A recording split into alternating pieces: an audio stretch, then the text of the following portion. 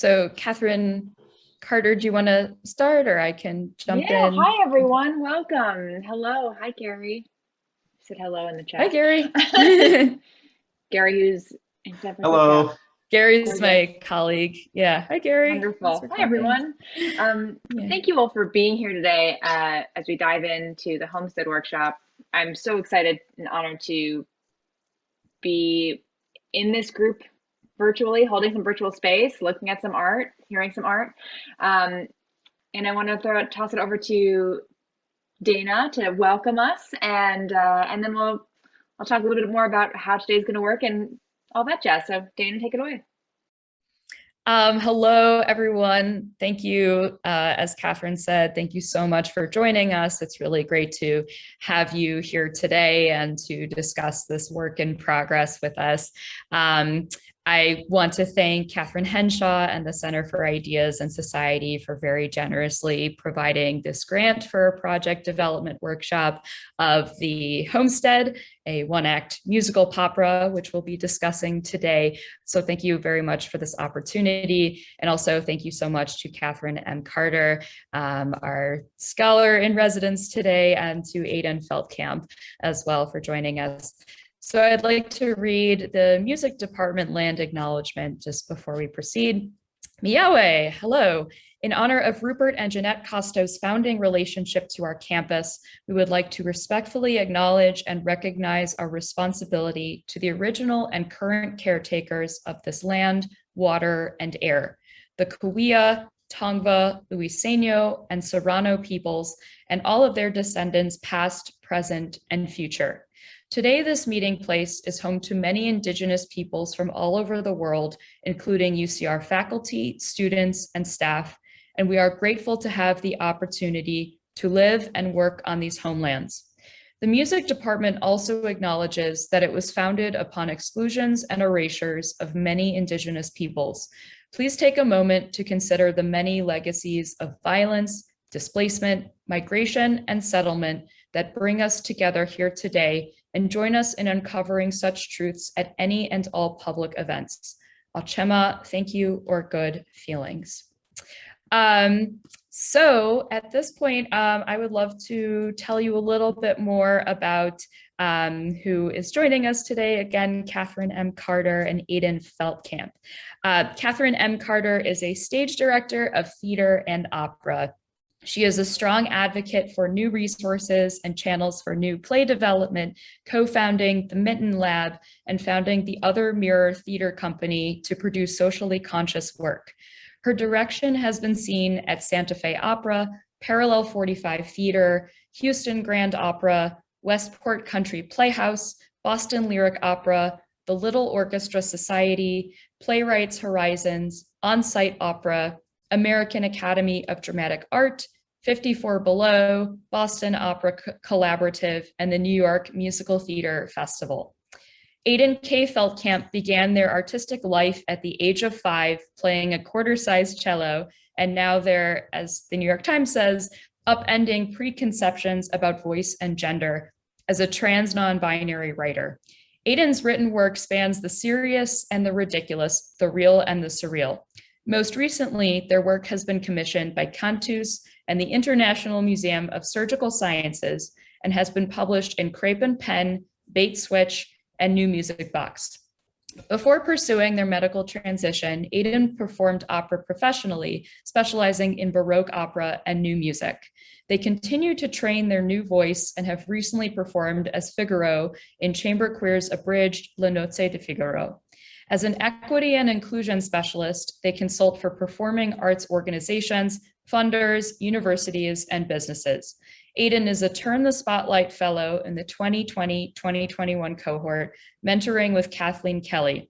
As part of the fellowship, they curated New Music Shelf's Anthology of New Music, Trans and Non-Binary Voices, Volume 1.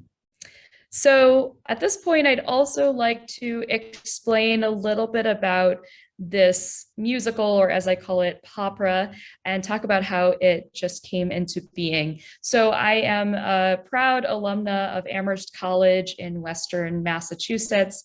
I was visiting in November 2019 to speak to the Russian and music department students. I double majored in music and Russian when I was there. And Amherst was supposed to really have last year, but has been postponed due to COVID, a bicentennial celebration in honor of the college's 200th anniversary, or the 200th anniversary of its founding.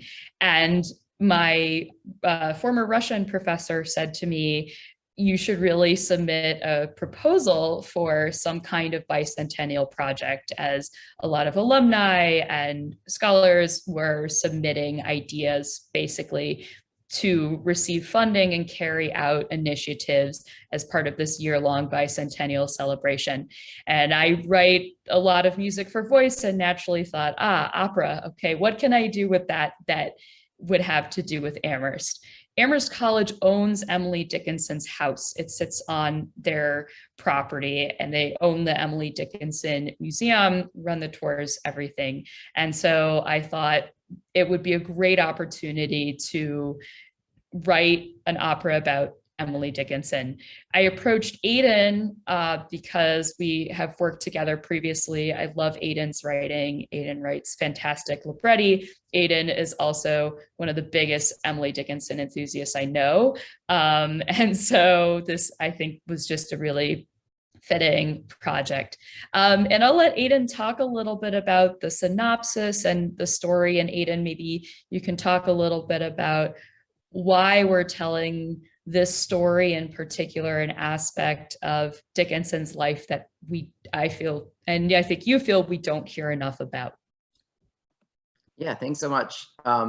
As Dana has said, I'm a huge Emily Dickinson nerd, and something that I love about history, especially artistic history, is learning about the artist's life and kind of like what spaces and people they interacted with as they were writing. And one of these things that kind of comes up in that kind of research is reading the letters that the artist has written to people in their life. And something that I always thought was so interesting about Emily Dickinson is that she had such a strong relationship with her sister-in-law, Susan. And it didn't really come to light until more recently just how much of the like queerness of their relationship had been erased throughout time, pretty purposefully. I mean, literally taking pencil to manuscripts and erasing Susan's name out of stuff. And so the queerness of Emily Dickinson has always been super interesting to me, because I think the way she's portrayed is so much built up on purpose. Like when she passed away, that her legacy was very purposefully crafted to be this very like submissive, quiet, heterosexual person. And that's not really what her writing says to me at all. And so kind of digging into that. So I know that we wanted to talk about kind of the isolation that Emily Dickinson dealt with, whether on something she imposed upon herself or something that was imposed upon her by either physical or mental health issues. And so I was like, well, how can we combine these two ideas of queerness and isolation? And to me, like, her queerness was a type of isolation, because in that time, it wasn't acceptable, but also that it's very obvious that Susan was not willing to take that step with her. And so like, how does her queerness isolate her, and how does her physical isolation affect that? So the story takes place a few days before Susan's wedding. And we don't have much information about this time because all the letters from that point either don't exist or are missing.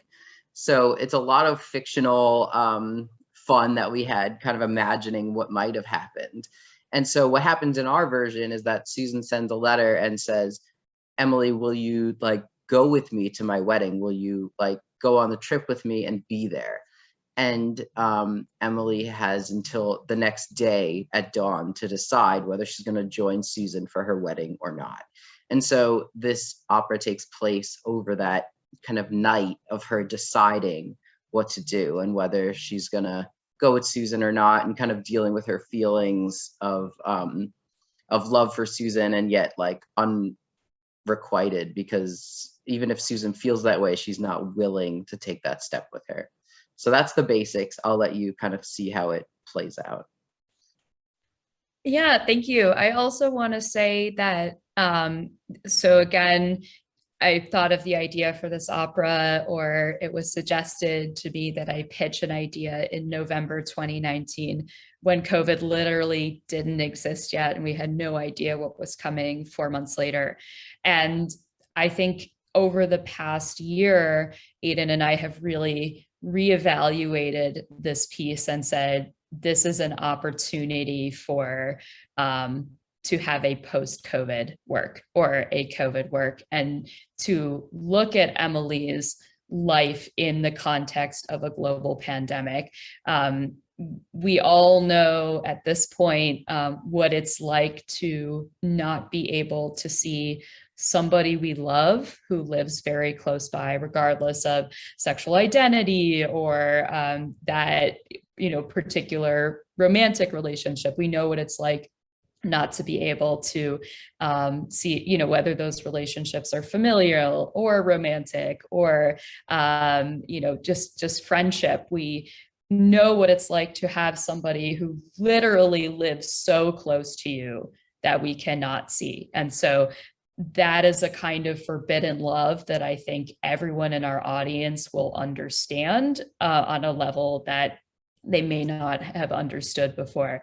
And that is not to minimize at all the impossibility of this love in the 19th century that Emily experienced, but we are cognizant of the fact that our audience is coming in with a set of perspectives that they presumably did not have before the pandemic. I also want to say the plans for this musical Popera, just talk about that a little bit. So the plan is to have 2 performances in June 2022 basically in front of Emily Dickinson's house as part of Amherst College's reunion, and then also the bicentennial celebration. And then we will be partnering with a media company called 410 Media that specializes mainly in producing contemporary classical music, film recording, and making a film inside Emily Dickinson's room. The opera is, we plan to be about 35 minutes long, 40 minutes. And it is being scored for a soprano, the role of Emily Dickinson, who that role will be sung by Jasmine Mohammed, who right now is in an opera at Fire Shut Up in My Bones at the Metropolitan Opera. And she's also a jazz, blues, gospel singer. So does a lot of different kinds of music and styles of singing.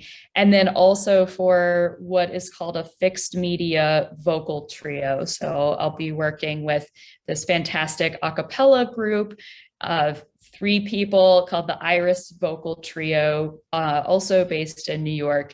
And we are going to pre-record their voices. So it's almost like Jasmine playing Emily Dickinson during the performance will be singing to this pre-recorded tape of the 3 voices. So it's really written for 4 singers only. There's no instrumental accompaniment, but Jasmine will be the only live performer during those 2 performances. In the actual film, and hopefully a CD will come of these recordings as well. It will be just all 4 voices combined together as if they were in the same room. So that's a little bit about sort of logistics and what we're planning. Of course, those performances in June 2022 do depend on the pandemic, and fingers crossed, hopefully it will be fine by then. But either way, we should be able to make the film in Emily's house happen. And again, I think filming the entire musical Popera in her room is, we all know what it's like to be stuck in our room or stuck in our home. And I also, thinking about this piece in a post-COVID context and kind of modernization of Emily's work, I'm also kind of writing this in the style of a musical, or as I say, popera, so kind of pop a cappella influences. So not necessarily in the classical tradition or what we would think of as typical opera, but really trying to give a fresh perspective on her work. So, yeah. That's great. Thank you, Dana. Is there, so I'm Katherine, everyone. Hi, my pronouns are she, her. I'm me today. When Dana emailed me about this a couple months ago and was like, there's this possibility of this opportunity, and I was like, did you say queer Emily Dickinson opera? I'm in. Like three of my favorite things all in one. Finally, like, yes, any story that's not heteronormative, count me in. So I was very excited to get Dana's email, and then to be granted this opportunity. Thank you so much. I'm just excited to like spend time talking about this and thinking about this. So here's sort of the situation and the scope of our next couple hours together. We're going to chat a little bit more. Then we're going to read the libretto. We have Katherine and Jade reading the two roles. We're just going to listen to the text, which is a little different, Dan, than what you and I talked about. Once we listen to the text, we'll take a moment, which is just a little pause, and then we will hear some of the MIDI files, which I have assured Dana, it is not about how weird the computer sounds. It's simply to give us an idea of where we are musically in this world, to see how that has influenced how we felt about the text. And then we're gonna take our official break, and we'll come back, and we're just gonna have I'm gonna have questions. We're gonna hear from our artists. We're gonna hear from you, and I'll guide our conversation to help give Aiden and Dana the most fodder for the fire of the Homestead.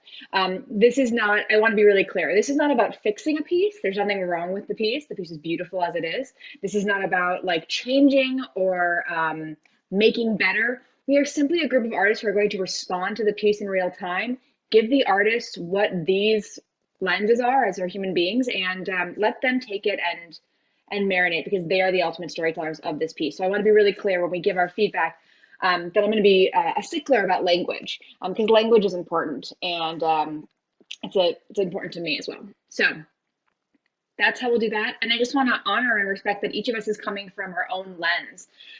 You know, as a queer, cis, white, able-bodied woman, I'm only coming from my point of view, and so my experience is only mine. So I will speak from the I perspective, and I encourage everyone else to speak from my perspective. I cannot speak for all queer white women, because I am not all queer white women. I'm only me. And each of us is our own lens, but each of that lens is beautiful, because through those lenses we make a little kaleidoscope. That's how I think about art making. That's how I make my art. So I encourage you and I invite you to come join me in my weird kaleidoscope world of points of view. My other ask is that we treat each other with generosity. If you need to turn off your camera for a moment and use the restroom, go ahead. If you need to stretch your legs for a moment, go ahead. Grab some water, go ahead. Our break, we will take pauses and breaks for that, but you do you. Take care of yourself. And also, if you are a person who needs to speak in draft, I know I am, where you're trying to figure out a thought and maybe you're unsure of the words because it feels a little sticky, please know that you're in a space where we embrace the sticky. We love sticky. Sticky wickets are what make us who we are and what makes beautiful art. So please move through that stick with us. Go ahead and say, I'm going to speak in draft on this. I think it was kind of this, that, or the other, but that's not quite right. And know that it's okay. Not all thoughts have to be perfect or formed. And also thoughts and opinions and ideas can change moment to moment. So you could say one thing and 5 minutes later say the opposite. All good. Art is subjective. And so like, that's okay. There is no right or wrong. There's no yes or no. There is simply it. Great. That's my little speech. Treat each other nicely. I do not abide by or stand for any racist, homophobic, anti-feminist, any naughty behavior that's not like good for our space. I will be very vocal about asking you to depart our space, because it's the space that is that should honor Emily and all of her work. And so I will be holding us to Emily Dickinson standards. Thank you very much. Okay, any questions about that? No? Great. I'm a reformed actor. I'll just tell you this right now. So like Zoom for me is very bad because I don't get instant feedback of like people liking what I'm saying. So if you smile or nod, it helps me a lot. Thank you. My BFA thanks you. Okay, that's my little speech. So before we read the libretto, my first question is, before we start, so Dan and Aiden gave a little bit of an overview synopsis. This is a tricky question. Is there one question that you would like for us, your audience, to have in mind as we hear and receive this text or not? The answer can be no, but I want to offer it if there is a singular question. There can be more later, but just a singular one for now. Yeah, I definitely have one. It would be, is it clear what Emily is feeling throughout the piece? Great. I would say, yeah. So I would say when we get to the music portion and I share some of the score, and this was something I had talked about with Katherine, I'm wondering what everyone thinks about repetition of text, and in some cases, I think you could argue bastardization of her poetry in the way that I have arranged the words. And so I'd love to have a discussion of that. Gorgeous. Okay, so here's everyone's directive. Here's everyone's homework for the next little bit of time. Don't think about Dana's question. Her question's for later. We're gonna put it over here. And for Aiden's question, I want you to be cognizant as you receive this text, where it lands in you, what feelings come up in all shapes and forms and colors. So that is my ask for you. All right, shall we? Shall we hear it? Okay, for those of us reading, we have Jade and Katherine. I am going to read stage directions. And Dana, I will, yes, put the link in the chat. Hopefully you should access it. If someone could let me know. If you are not Katherine, Jade, or I, do not open that doc. Oh, really? Do not open that. If you are not never Jade, mind. No, don't you open that document. Gary, close the document. Close the document, Gary. Do not open that. Yeah, Gary, close the document. Gosh, Gary, do not open that. The only people who should be, thank you, Gary. It's sorry. The only people who should be opening the document are those reading it. So Dana and Aiden also close the document. Okay. Close the document. I want Katherine, I want other Katherine, which is me, and Jade to be the people who have it in front of them. Everyone else, I encourage you to actually like turn off your camera and simply receive text. Cool? Awesome. All right. Thanks, Gary. You get an A+ for always giving me affirmations. You're my favorite. At some point, so Katherine Henshaw will be reading what's called The Voices, which is going to be performed by, as I mentioned, the Fixed Media pre-recorded vocal trio. And at some point, one of the woman in the trio is going to be singing the role of Susan, again, who had a romantic relationship with Emily Dickinson. And that is a very brief role, but one of that character is going to be kind of doubled up by someone from the trio. Katherine Henshaw is going to be reading both of those roles today. So I don't know if you want to just. I will say, here's Susan. Okay, fantastic. It's also, Dana wrote, Aiden wrote beautiful stage direction, so we'll be A-okay. Are we ready? All right. Yes. Here we go. So, blah, blah, blah. Here we go. The Homestead. Setting June 29th, 1856, 2 days before Susan and Austin's wedding. The Homestead in Emily's bedroom. Everyone has read. Okay, here we go. Scene 1, 10 p.m. Emily is sitting at her desk, writing. As the voices sing, the clock moves from 10 p.m. to just before midnight. Voices. Within these walls, make me a picture of the sun, so I may hang it and pretend I feel its warmth. A brief knock at the door. Emily looks over at it, and from under the door, a letter slides into the room. Emily stands and goes to look at it more closely. That is Sue's handwriting. She's labeled it urgent and private. Private. The clock strikes midnight. Scene 2. Emily hesitates a moment, then picks up the letter and hastily opens it. Emily reads the letter aloud. I had intended to write you, Emily, before today, but the quiet has not been mine. Do any of us ever, alone, own the quiet? Alone, own the quiet. Morning might come by accident, but night comes by event. Today I pull night like a curtain after the play.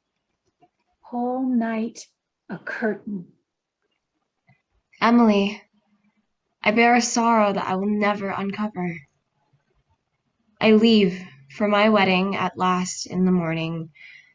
Meet me by the carriage at dawn should you wish to accompany me. Do. Carriage at dawn, come with me. Why, Sue? Why? Scene 3. Note, sunrise is coming at 5 a.m. in late June in Amherst, Massachusetts. Emily paces her room. While the voices sing, the clock moves from midnight to 2 a.m. Count the steps between the Homestead and the Evergreens. They're endless, endless. Emily goes to her writing desk, trying to write. She is unable to write a word. The clock moves from 2 to 4 a.m. as she sings the next section. If you were here, and oh, that you were, Sue, we'd need no words at all. Our eyes would whisper for us, and your hand fast in mine. We would not ask for language. She stands up and goes to the window. The clock moves from 4 a.m.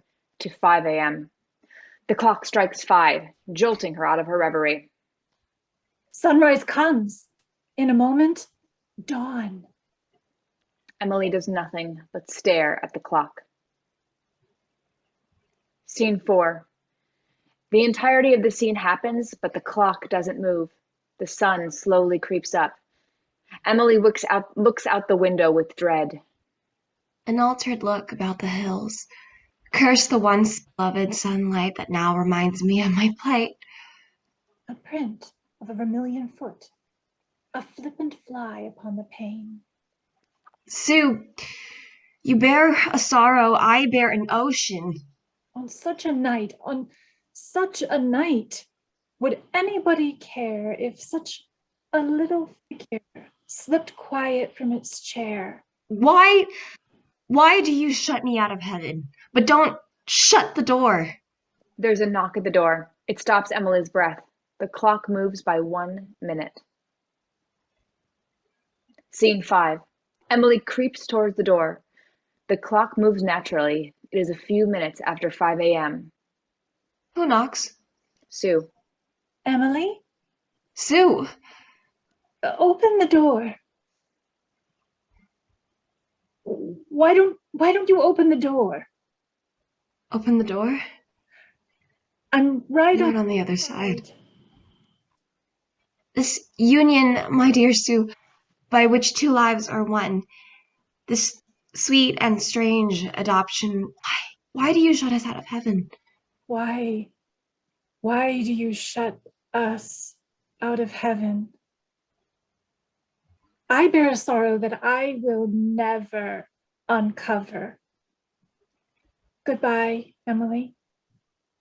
We hear footsteps, then nothing.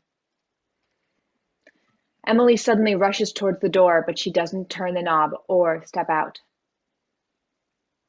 Hope is the thing with feathers that perches in the soul and sings the tune without the words and never stops at all. She returns to her writing desk. She sits and begins to write. Scene 6. Emily is at her desk writing. Voices. How soft this prison is. How sweet these sullen bars. No despot but the king of down invented this repose. Of fate, if this is all, has he no added realm, a dungeon, but a kinsman is incarceration. Home. After great pain, a formal feeling comes. The nerves sit ceremonious like tombs. How soft this prison is. As freezing persons recollect the snow, first chill, then stupor, then the letting go. Incarceration. Home. How much can come and how much can go, and yet abide the world? End. Lovely. Yay. Well done, Jade. Well done, Katherine. Thank you Woo. both so Okay. much. Yeah, all right. Come ahead, coming back on camera if you'd like to. Awesome sauce. That was beautiful and gave us such a great starting place. So let's open the floor to the responses to Aiden's questions. And here's the question. What feelings did you receive from that? What feeling, either from Emily or from Sue or from the voices, what feelings came up? And I would like for you to just name them to start. If you want to put them in the chat, or Dana and Aiden, you can also feel free to name them, Katherine and Jade as well. Anyone can name them. So I'm going to keep a little list. What feelings came up?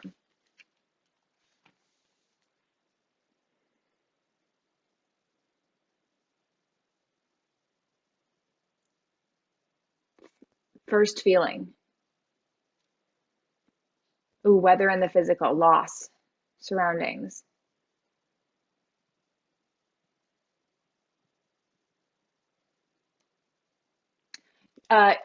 Gary, let's go with emotional feelings. You can come on if you'd like, Gary. Joy and loss, sorrow.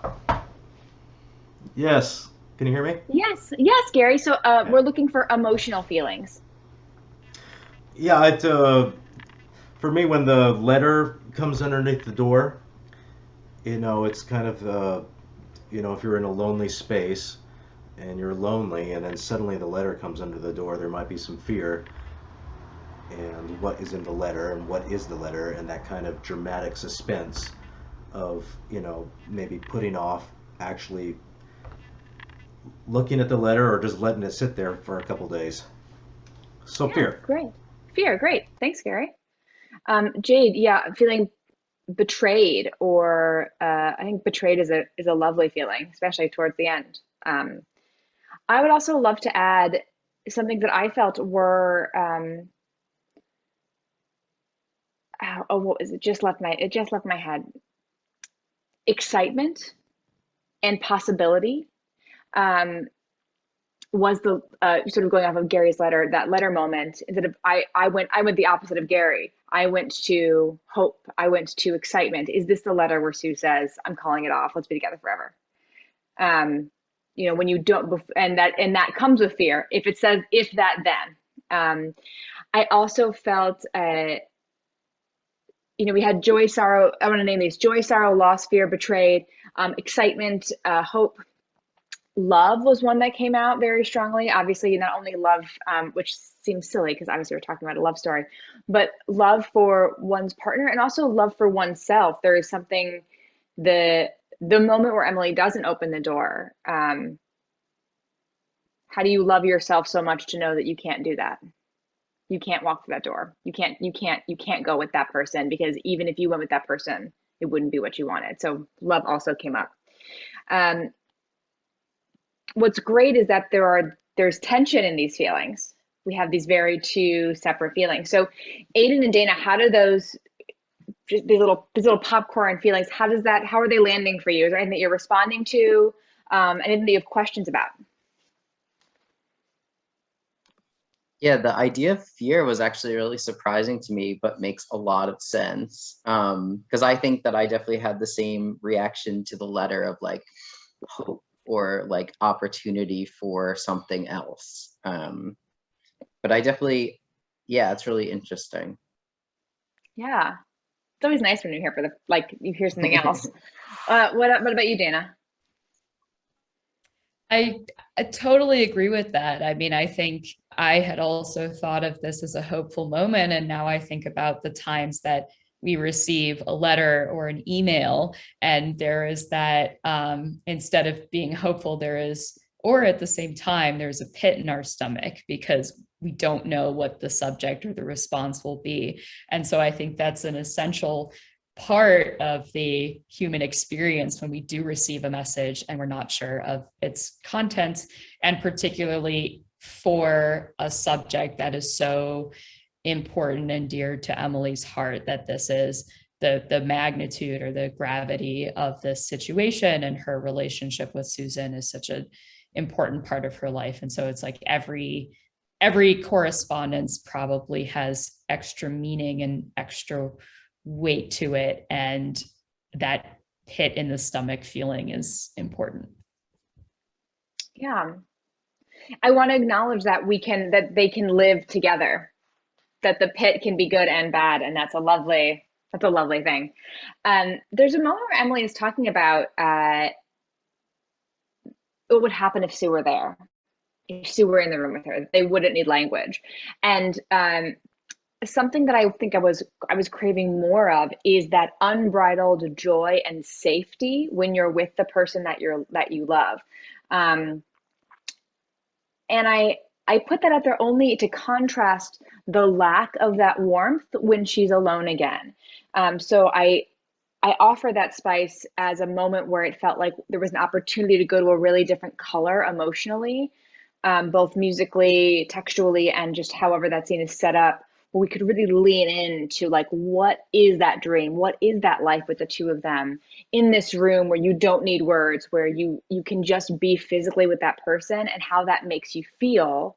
And then when it goes away again, that the absence of it is so much darker. It's something that Dana, you were talking about before with COVID. You know, there were so many things that we took for granted before COVID, or no, I did. Again, I'll speak for mine. There are so many things I took for granted before COVID, right? I took for granted like, oh, I can just go and hug my friend whenever I want to. Like, I can just go and hug my cousin. It's not a big deal. And at first you're like, oh, it's fine. We can't hug. Like 2 weeks, who cares? And then I got used to it. I got used to not being in those rooms. I got used to being alone. And I think Emily, from my point of view, was on that same track. She got used to it. She got used to being in a room and writing and chilling. And she wrote this poetry. And like, yes, she was hoping that Susan would come, but like maybe not. And then that moment of allowing herself the experience to go down the hole of what it could be, how incredible it could be, and allowing herself to feel all of those feelings will give the actress a greater place to fall from when it's not true. When we wake up and it's still COVID, to allow that greater fall. So I offer that as a place where we could really dive into the positive. Anything else, like feeling wise? I took a couple notes, but anything else feeling wise that like jumped out? Great. I want to talk about time. I love the use of time. I think it's so well done, and so exciting. And so I want to bring up something for the production to think about is in the physical production, how you're doing time.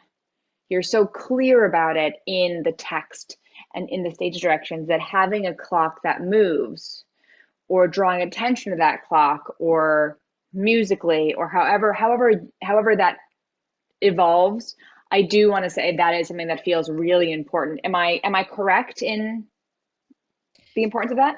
Definitely. And one thing I'd love to add is the stage director, he's not here at the moment, but is Ron Bashford, who was a professor at Amherst College.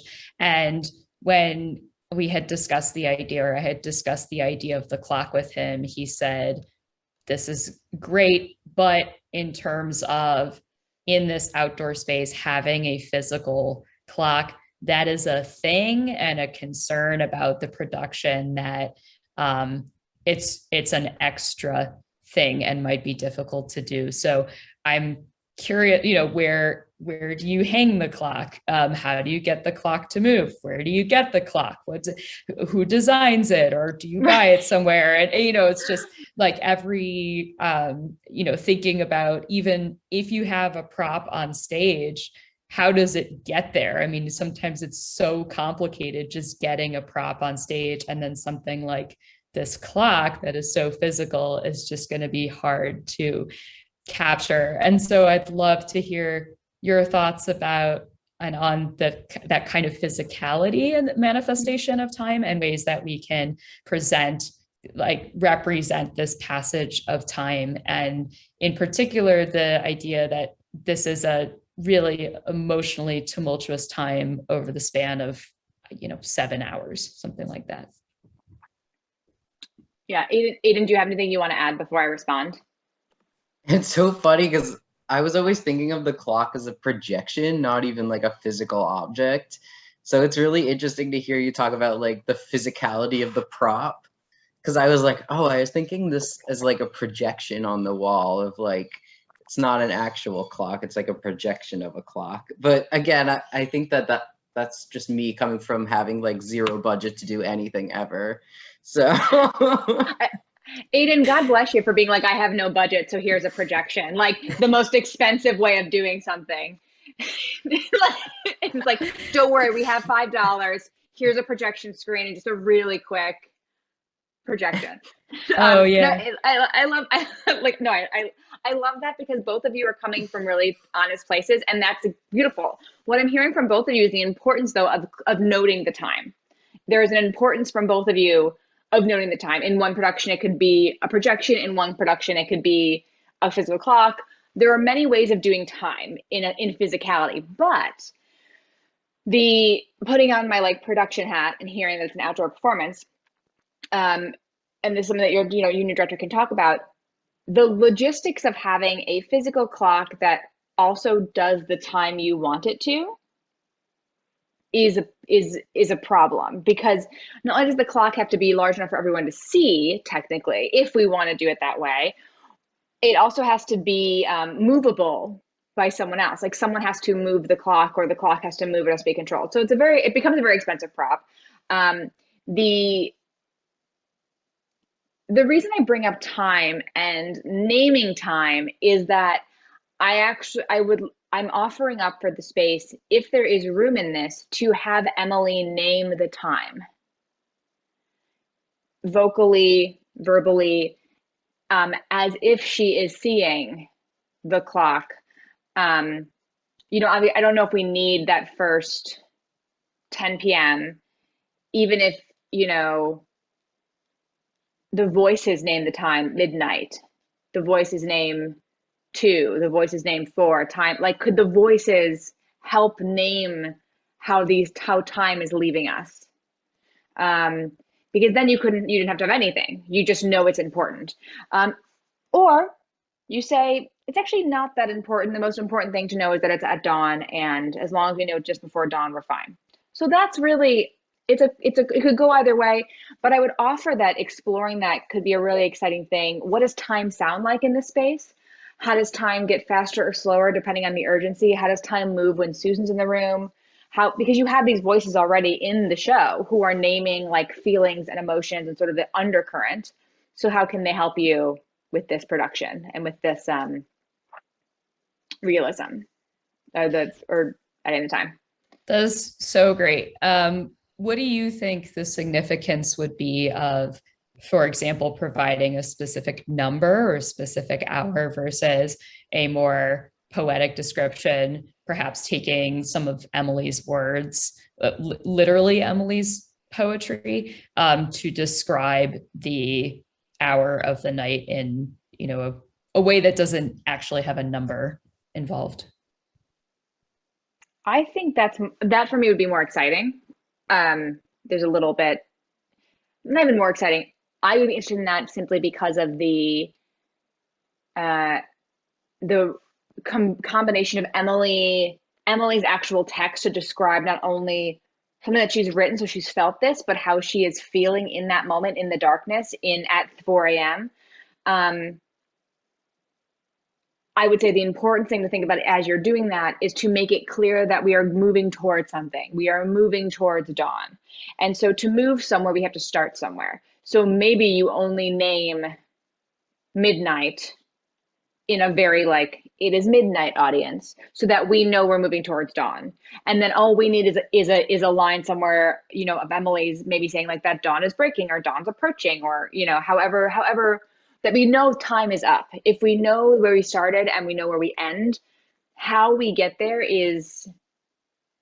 can be fluid. I don't mind if it's happening at 3:31 or 4:20, it's nighttime. And as we all know, I'm assuming, as I know, speak for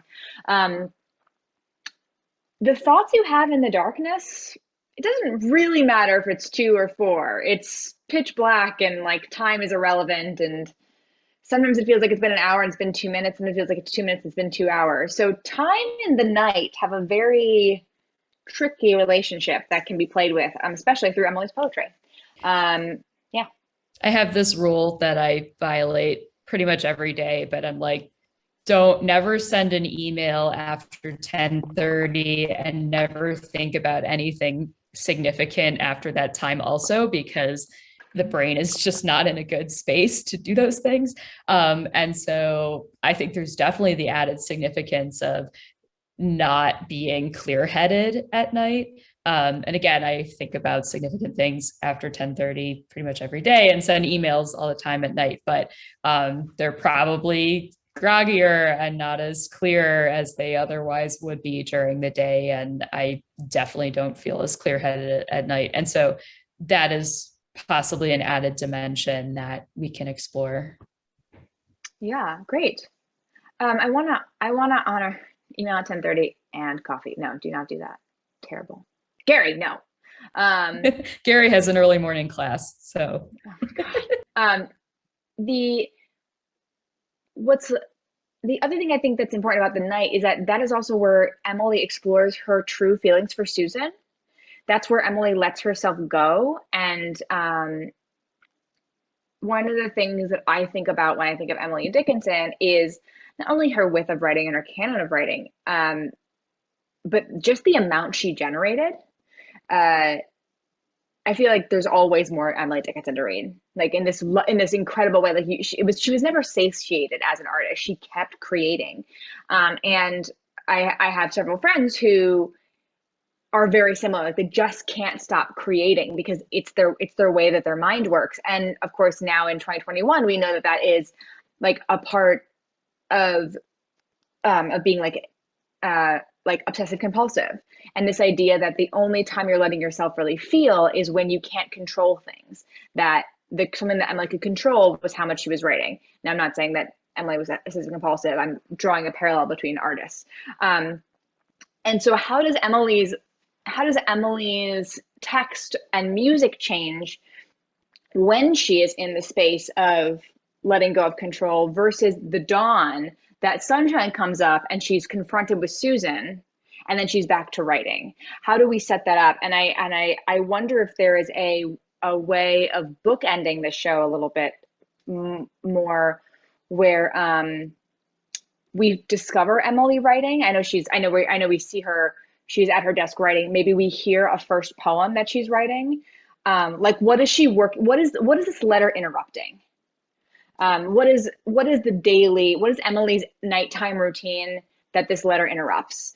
Because it'll give you a place to land later, after Sue leaves, and we can see how her life has been changed knowing that she's lost Sue. So if we start from this level, we can disrupt it over the nighttime, and then we can have the conversation with Sue and then see where she landed.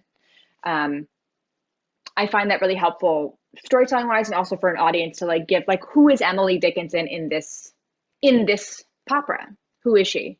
And so giving us a moment to meet her before the letter, I think would be exciting. How does that feedback resonate? Does that feel like something that would be exciting to explore, or you're like, Katherine, no spanks? I mean, that makes a lot of sense. I definitely agree that like setting it up to have it somewhere to go back to makes a lot of sense. And yeah, I think that in earlier drafts of this, we did have more of her like, this is her nightly routine and she's going about her day and then this happens. So I do wonder if there's ways to reincorporate that, and if that is something written or if that's something that's more like acted out in the space. Absolutely. You know, and I'm just going to jump on the caravan of this. If it's a musical interlude, and thinking about repetition, the activity of brushing one's teeth.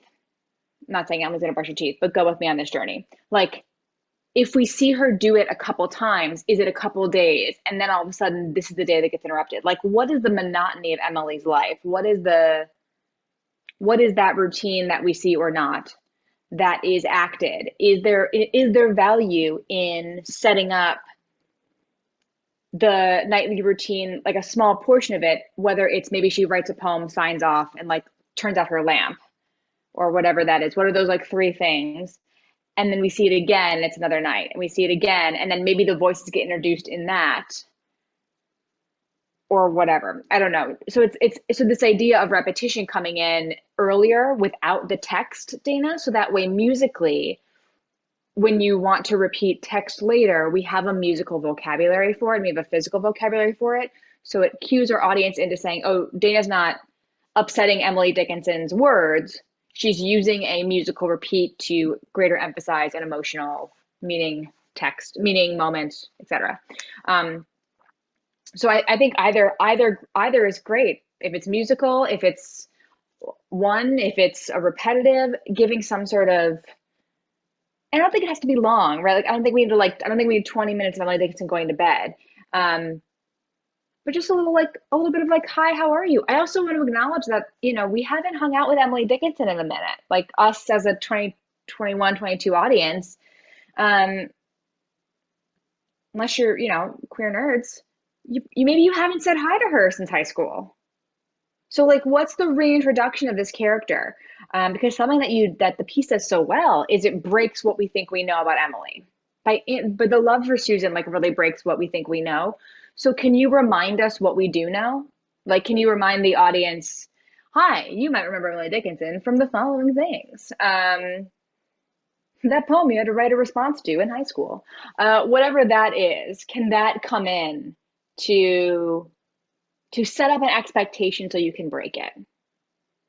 Absolutely. And in some earlier drafts, we actually began the piece with the, I call it Emily's COVID-y poem that Aidan found, which is how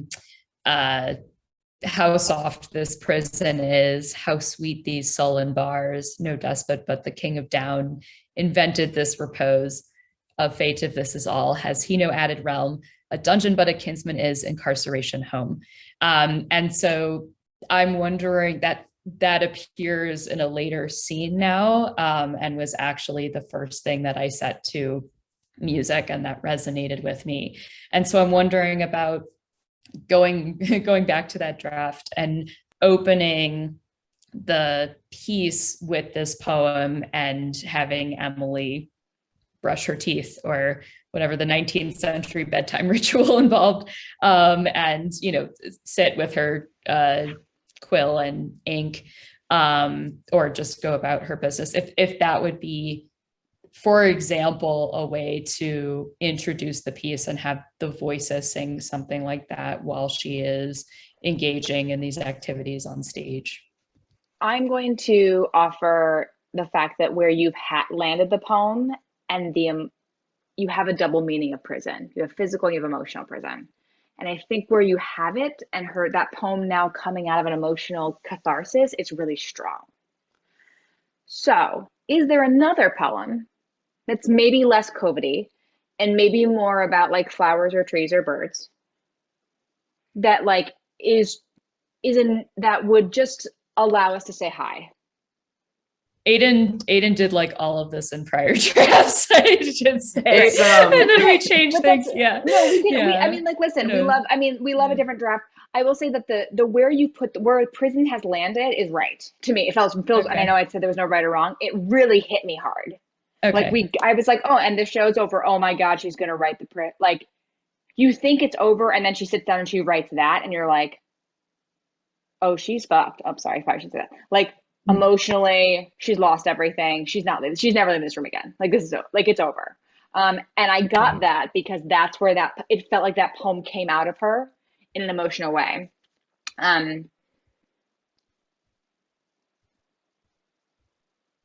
So take that and do with that what you will. What's the other? And maybe it's not a poem. Maybe we don't hear anything. Maybe it is musical, but I would offer playing around with that opening a little bit and seeing what sets us up for success in the way of, oh, right, Emily Dickinson, she wrote blank. Yeah, I think that's really smart. This idea that like people haven't thought about Emily Dickinson since high school, and like what would they have read in high school that's like, oh, that's Emily Dickinson, the like Because I Could Not Stop for Death, poem that everyone sets. And it's so funny because that's the first one I read of Emily Dickinson in high school, and I was like, this is so boring. Why does anyone like Emily Dickinson? And then really, I love that. Yeah, and I was so uninterested in her. And then in college, I happened to read some of her other stuff just like out of nowhere, and I was like, oh, this is Emily Dickinson, okay. And then went on to get super obsessed. But I think it's really funny that, and even in the Copeland settings of Emily Dickinson, I think his weakest piece is the Because I Could Not Stop for Death. It's like so much less interesting than all the other pieces in that cycle. And so that piece kind of comes back to me again and again because it's so interesting. It's such an interesting piece, but also, sorry, my bird's here. But also it's like, what people think of when they hear her. So. And what is it, I think about that piece, and Dana had such obviously like a positive reaction. You had such a whatever reaction, positive, negative, whatever. It hit you in different ways. Also, by the way, the bird being on your shoulder is great because it was only like, it's like a little yellow outline. Like we don't see a bird, we just see a yellow like orb near you, which really makes it spectacular. For me, I enjoy it. When we receive a poem, and we're forced to receive a poem in high school, right? Like we have to read the Emily Dickinson poem. When I think of that poem, I remember conjuring like a very serious writer at her writing desk, and she's very serious, and she's writing this poem, and it's very emotional. What if she's brushing her teeth? I know we're going like, what if she's like brushing her teeth and giving her revenge? She's like, oh, write that. And like the voices are writing it for her, and it's just her sort of coming up with things, and we get to see Emily as a creator, even though the words are super weighty, and playing with the tension of like, you're in the shower and you have a really good artistic idea. Like, what is that version for Emily Dickinson? So that we are both reintroducing Emily. Hi, this is Emily Dickinson. You might remember her from high school. And we are also introducing the idea of like, she is a regular complex woman. She is not chained to her desk writing all the time and like drinking water and eating cold bread. She is simply, she's always creating and generating. And how that creative artist being is changed by Susan leaving her life. Is that when she becomes chained to her desk? So, Dana, go ahead. I love that. And one of the things that Aiden and I have been talking about is, I think, trying to hit our audience over the head with these themes, and definitely all about making these kinds of pieces accessible in many ways to audiences. And so, yeah, absolutely. I think helping somebody make that connection to, oh yeah, I remember that poem, or Safe in Their Alabaster Chambers, or, you know, one of her greatest hits. I'm thinking about, at least for me, and perhaps this was how we read it in high school and, you know, AP English senior year, but I always saw, you know, because I could not stop for death, he kindly stopped for me, as suicidal. And I don't know if that is a common interpretation, but it just always seemed so heavy to me. And I am wondering, given that we are tying so much of her poetry to how she's feeling or not feeling, that we have this added dimension of exploring and kind of even fantasizing about what she was thinking and feeling at the time she wrote this poetry. If there is, if it's hard, if we see her poetry and her feelings as kind of inextricably linked in this piece, and if we can then in the beginning, you know, reference like one of her greatest hits, and at the same time separate it from what is happening dramatically. That's a great thing to question and bring up. And here are some spices for that crock pot as you're marinating on what this means. My first answer is that we don't have to hear the whole poem. We never have to hear the whole poem, especially at the beginning. We sort of, what I'm craving is like what are the top three? And can we get like a couple lines of each? And what does it mean for her to sort of like spit them out and not be emotionally connected? And sort of see just someone creating and thinking, and maybe she is thinking about suicide, but it doesn't have to be her suicide. It can be of a friend. It can be of a loved one. It can be you know, my 13-year-old stepdaughter loves writing poems about suicide because she's an angsty teen. You know, like that's there can just be general Emily Dickinson angst. And, you know, side note, it's like all the poems are like, you know, a heart like ran to the river and drowned. And you're like, okay, you're fine. You're going to be okay. Your crush doesn't like you. But there are these like big dramatic words that if they were read 20 years from now, people would be like, oh my gosh, she was thinking these dark things. When I think what I can guess for the 13-year-old, she's just exploring like what these feelings mean. So I offer that up as like maybe part of what Emily Dickinson started with was that she was just messing, and I don't know the exact, like, I'm going to speak about Emily Dickinson only as the character in the opera and not as a person in real life. In the Popera, maybe she starts as someone who can explore these feelings with a little bit of space and question, you know, if death doesn't come, do I kill myself? What does that look like? Interesting. What are these things? And like allowing her that artistic creative space, and she's doing a non-dramatic, mundane activity, getting ready for bed. Maybe she jots a couple lines, maybe she brushes her hair. You know, what is that nightly ritual, or what is that night that she's playing around with? And the times where we see her write her poems is when they're emotionally linked. So it's a difference between sort of like batting around ideas and I am sitting here and writing, which she only does once at the very end. Correct? That's correct? Like she writes the one poem. She sits and writes at the very end. Because up until then, we discover her writing and then she stops writing. She gets the letter. And then the rest of it is not, she can't write. The very end is when she sits and writes. So if that's our structure, if that's our structure, that means that we are linking emotions and writing in the final scene. So up until then, it can be different.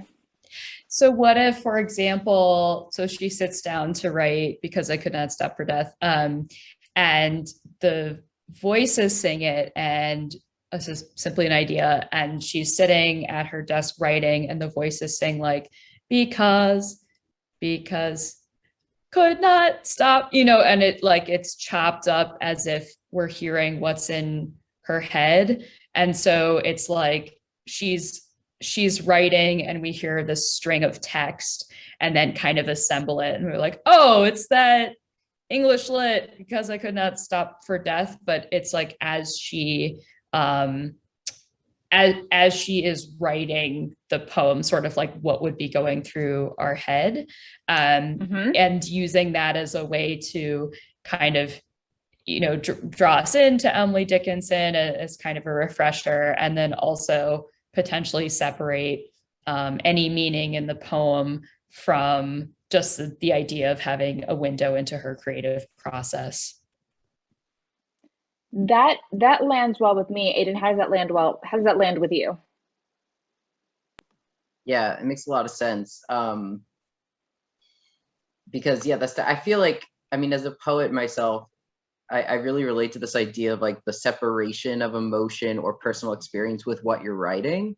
Because I do think people do assume that every poem is about you and something that you did and like felt and experienced, where like half the time or more, my poetry is like what I consider fictional, because it's like about somebody else or some other, imagined experience.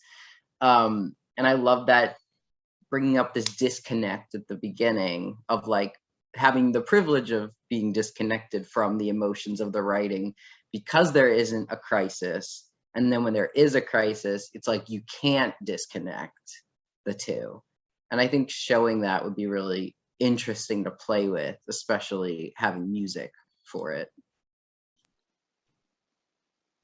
I love that you said privilege, having the privilege to disconnect. I think that's a lovely way of framing it. And then at the end, she doesn't have that privilege anymore. She has to write. She's compelled to write, and she's moved to write. But I think I didn't want to interrupt if you did. One of the things that, we'll listen shortly to my setting of those 4 lines of hope is the thing with feathers. But, I've set, How Soft This Prison is that I kind of set How Soft This Prison is in a way that is comforting and not happy, but in a major key. I wouldn't say not happy. And then Hope Is the Thing with Feathers is quite sad. And I think complex, and my hope is a little devastating. My hope is that it is a little devastating. And I think one of the goals, absolutely, like you were saying in this piece, is to maybe explore ways that ways she might have been feeling at this time that conflict with our interpretations or frequent interpretations of this poetry. So I said, hope is the thing with feathers. I think about COVID and the times we have told each other to be hopeful. Well, if you tell someone to have hope, it's because they don't have hope. Or if I'm trying to be hopeful, it's because I don't have hope. And so what sentiments are or poetry is aspirational or emotionally aspirational, and what was she really feeling? And one of the things that I've noticed, and that even bothers me a little bit about some of the scholarship, is that a lot of people will assume from her letters or poetry what she was thinking or feeling, or look at a letter she sent to somebody talking about how she had a great day. And, the scholar says, well, she had a great day. I mean, the number of times I email people and say, all is well, thank you. And it was like a giant shit show of a day. All of us do that. At the same time, we're hypocrites, because we are making assumptions or just taking a guess or exploring ways that she was thinking and feeling, and at the same time trying to add a different dimension to that, or add an interpretation we haven't seen before. So what if she was crying her eyes out when she wrote hope is the thing with feathers, and she wasn't hopeful. And so I think that's something we can definitely just keeping that in mind and trying to find those new interpretations we can definitely play with, because I could not stop for death and put her in a different mindset than the poetry might otherwise indicate. Yeah. Quick random thought. Hey, is there, again, I don't have it off the top of my head, does Emily Dickinson have any poems that are about like flowers, like about nature? She's a like billion. obsessed with That's what I birds. thought. Yeah, so like could we throw it, like instead of doing like hope is the death is the whatever, could we do a poem about flowers? Like Totally possible. I asked Aidan to take it out. Aidan had that in a draft, and I was like, I don't know about this poem about flowers. So Aidan's got it all covered. Well, Yeah. she loved the garden, so. she did. Oh, yeah. So it's like, can she be like, she's like talking about her garden, or she's, what is the non-dramatic Emily Dickinson? And then maybe it's a little bit of garden, and then it's maybe she's talking about death. Like how far can we push she's not emotionally connected to it, that privilege? Can we see both of those poems exist in this? Can she be writing both at the same time? Yeah, I think What does that'd be that really mean? cool. I like the idea of mixing a bunch of stuff, because it's like anyone who's working as an artist knows that you're not working on one project solely all the time. Like there's, at least for me, I guess, and people that I've spoken to about this, it's like there's no tunnel vision for art. And I mean, sometimes you focus, but like for me, it's like I'll have like 5 projects like this in my brain. And so like this like really interesting like interweaving of something really emotional and something about flowers, which there's a lot of flower poems. I mean, that I like that a lot. That's what I thought. And there's something else about like she's writing about flowers, and that reminds her of suicide. You know what I mean? Like, how do flowers die? Like how you're working on one show and then an idea for another show comes, and so you write that down, and then that reminds you of back to the first show, but then you're not in the same place. Like giving her the freedom to play with that. She is obsessed with birds, absolutely obsessed with birds. I think birds make tons of appearances. Aidan, I think you said she's furry adjacent. And so so, I mean, there's so much nature and appreciation of the natural world in there. And Amherst is really beautiful. I mean, the area outside of her house, obviously, there are a lot of buildings and a lot of developed land that wasn't there during her time, but it is a really beautiful mountainous region in the Berkshires. The fall leaves changing is absolutely gorgeous. So I know there was a lot of natural beauty there. Yeah. Classic New England. Yeah. Classic New England. I mean, so think about that for your beginning. Think about what is a regular, because it'll help us meet Emily again. It'll get us a moment to get settled. Like it'll give us as an audience like a moment to like, hi, arrive before the letter shows up. And then the letter can be a real disruptor. And I think that pit that, we've all referenced will hit harder, because you almost have the opportunity to lull your audience into security. Like this is just going to be a lovely 35 minutes about Emily Dickinson being weird and writing poetry. And we're like, yay, we love that. And then all of a sudden the letter shows up. Like, let us feel safe. Let us feel calm. And then when it changes and drops, you can take us to a different place, and you can surprise us with the Susan. You can surprise us with the love.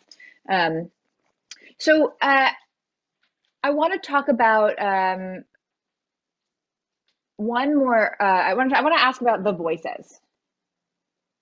Because they seem to serve a lot of purposes, and that's beautiful. And I found the voices to be just clear enough, but I think it's something that could get a little clearer if, and so my question for the two of you is, what entity are the voices? What is their purpose? What are they serving? Like where do they come from?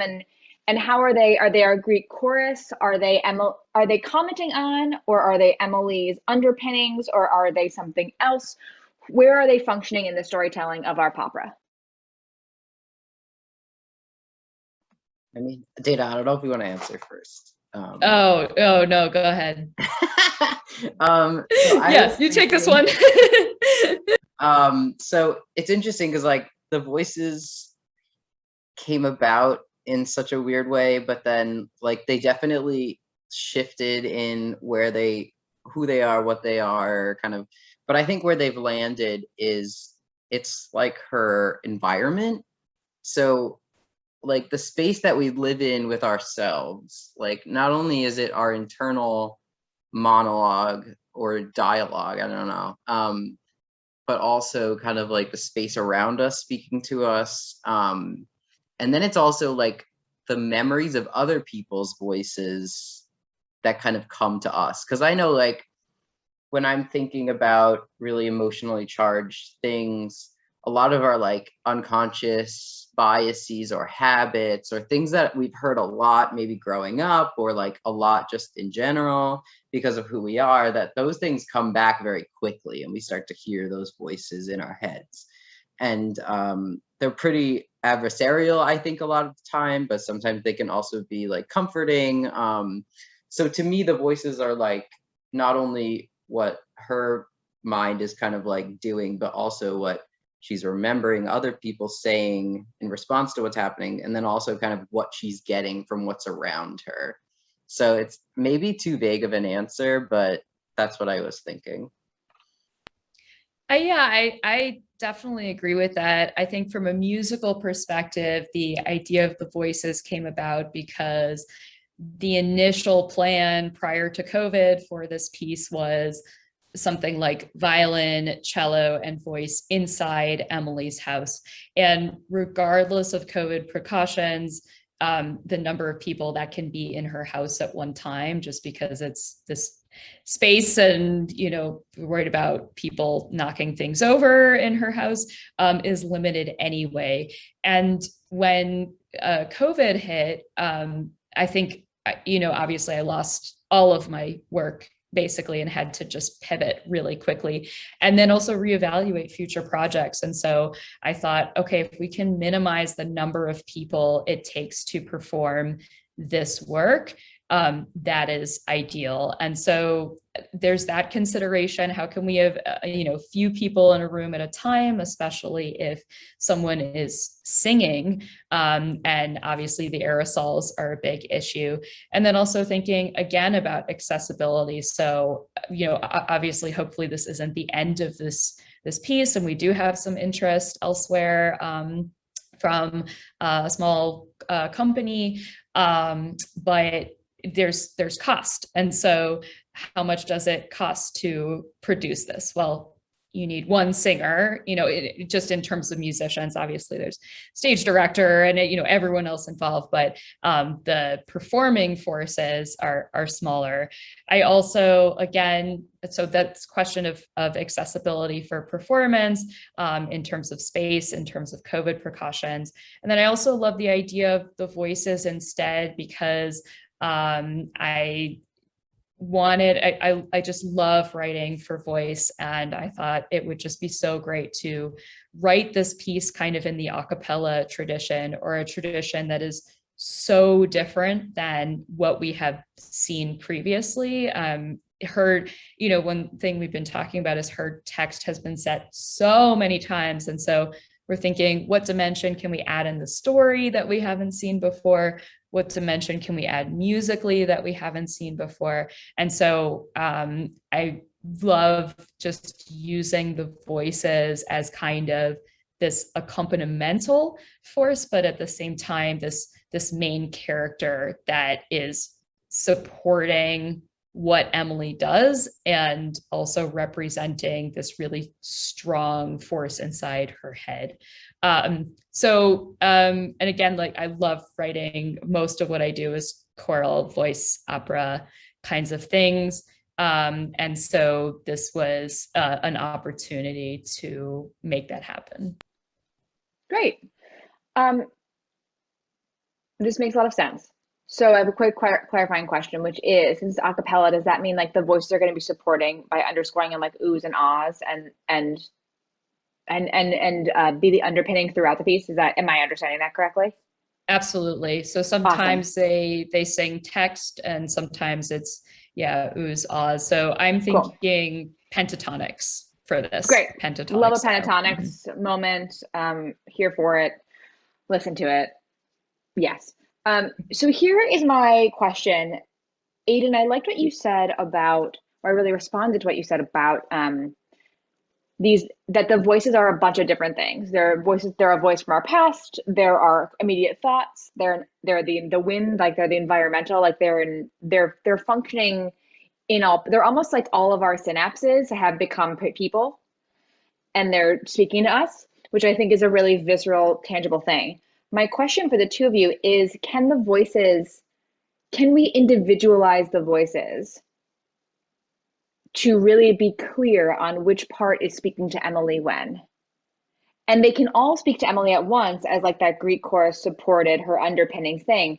But like, who says urgent? I'm just looking at, this is the first thing that jumped out at me. Like, who's the voice who's like the doubt or the excitement? Is it the highest one, the lowest one, the middle one? Who's the one who talks about time? Who's the one who names her poems? Who's the one, like, what do each of these voices serve? Like, which part are they for Emily? And then assigning them to be like the lead voice of that moment. And they can still all sing together and they can still all sing text together. I'm not saying that at all. I'm just trying to get a clearer focus of like, who is Emily engaging with at each moment? Because I don't think her engaging with all three is landing as strongly as it could storytelling wise. Absolutely. And I hadn't even thought about having solos among the voices before. I just thought of them all singing at the same time and not necessarily homophonically, meaning in the same rhythm at the same time, but pretty much all producing sound at the same time or even having duets. But with the exception of Dara, who is they call her a sopralto, who will be singing Susan's role in that one scene. You know, I hadn't thought about making each of them a character or kind of tying some sort of significance to the different voice types. So it's really, really interesting. Thank you. Cool. Great. I'm glad it resonated. I also want to just lift that if you ever are working and you're like, oh no, this person is singing Sue, so she can't sing anything else. Know that you have a really great setup where we hear the voice that knocks and this is Emily, and Emily says back to her, Sue. So we've named the person. So we know who Emily is singing to. We don't need to worry about the voice sounding different. We've named the character. So just to take that off, if that was ever a concern, know that it's been handled and we know it's a conversation between the two of them. So you're set to go on that front. Great. Yeah, this is super helpful. I like that idea a lot. Thinking about like, I didn't write in the function of the voice as it's happening, except for Susan. So I do think that like giving, at least for Dana and I, to be like, this is the function, this is the voice that's, you know, reading her poetry. This is the voice that's Emily's kind of brain. This is the voice that's things that she's remembering, or the feelings of like adversarialism that comes from other people, or this is the, you know, her room speaking to her, kind of. I think going through and pointing that out, and I like the idea of having like, this is the leader of this part and this is the leader of that part, so that the audience can begin to hear like timbrally, kind of like, or even range wise, like, oh, this is the voice that's kind of always talking about this. I like that a lot. That's super, super interesting. Oh, cool. Good. Great. I also want to just lift up, this came to me when we were talking, and I want to throw as a spice, that a clock ticking is a really powerful sound, and it serves also as a metronome for an a cappella piece, and clock ticks can go faster or slower. So as you explore how time is named, that's an option as well musically, to have long periods of non-singing where it's just that clock as like almost scene transitions, like how does time pass and how we hear it, could be a really lovely way of linking the scenes, having a clock tick and giving the actors and singers a time to take a breath, and making our audience sort of sit in like silence. So Andrew in the trio is a phenomenal beatbox, or he does like the percussion beatboxing with voice. So he's also the bass. So he could totally do that. Yeah, yeah, fascinating. and I would explore, Dana, what it means to have it be an actual clock and not a voice, even as an exercise.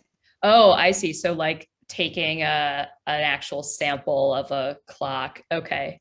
Yeah. And so because I mean, I can add that easily to the tape of the three of them. And so in the final version, I mean, do you think it's a good exercise to think about it as an actual clock, or in the final version to actually have the sound of a clock?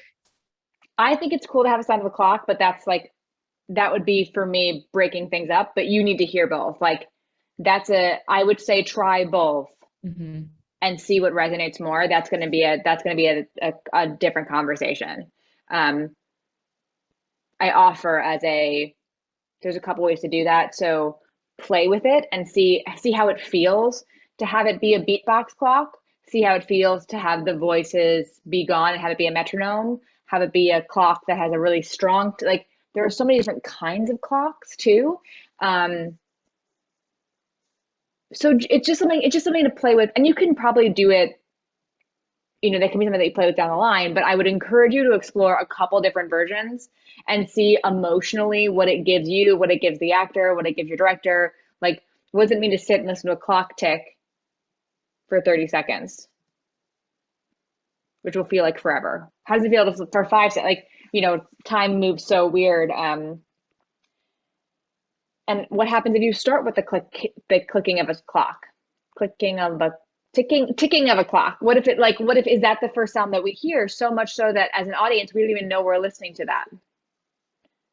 What do you think about in the middle, or in addition to the beginning? Let's say we start off with the ticking of a clock, in the middle, just having total silence except for ticking of the clock for a minute or two, and just making staging happen to tell that story. I love that. I mean, I'm a big fan of silence in operas and paperas and on stage. I think silence is super powerful, and it can be one of our biggest tools. And especially because if we establish the realism of the clock at the beginning, that means we can break it. Similar to like meeting Emily. Once we establish what 1 second sounds like in our world, it can go faster, it can go slower, it can mess us up in all kinds of ways. So when Susan's with her, maybe 1 second is actually every 30 seconds or whatever, whatever that means. So I would say play with it. There's nothing wrong with taking a beat and doing some TikToks with some silence and some staging. Having a moment where this is a great conversation to have with your director about like how much time do we need to tell this story? How long? And maybe you can make it a little flexible. Maybe you get into staging and you take, you say, okay, it can't be more than 20 seconds because that'll feel like an eternity. But you have, what does this mean to do in 5 seconds? Like, what can you do? So I would say definitely play with it and think about how it feels. Gary said like 60 minutes. That clock ticking in 60 minutes, I feel like it makes us uncomfortable. Right? I don't want to speak for everybody, but there's something really uncomfortable about it. It sets urgency. We know the thing that 60 minutes does so well is that that's the starting of the clock. There's 60 minutes. That's what we get. And Emily has 7 hours to make this choice. Yep. Definitely. Yeah, I love that. Thank you.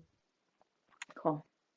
Okay, I think this is a really good moment to like take a little break, and we can come back and listen to some music. So let's take a 10-minute break. It's 1:30 p.m. my time. I can't do math, so use your own judgment, and I will see you back in 10 minutes.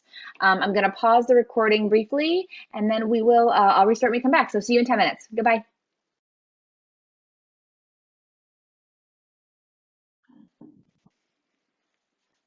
Hi, everyone. Welcome back.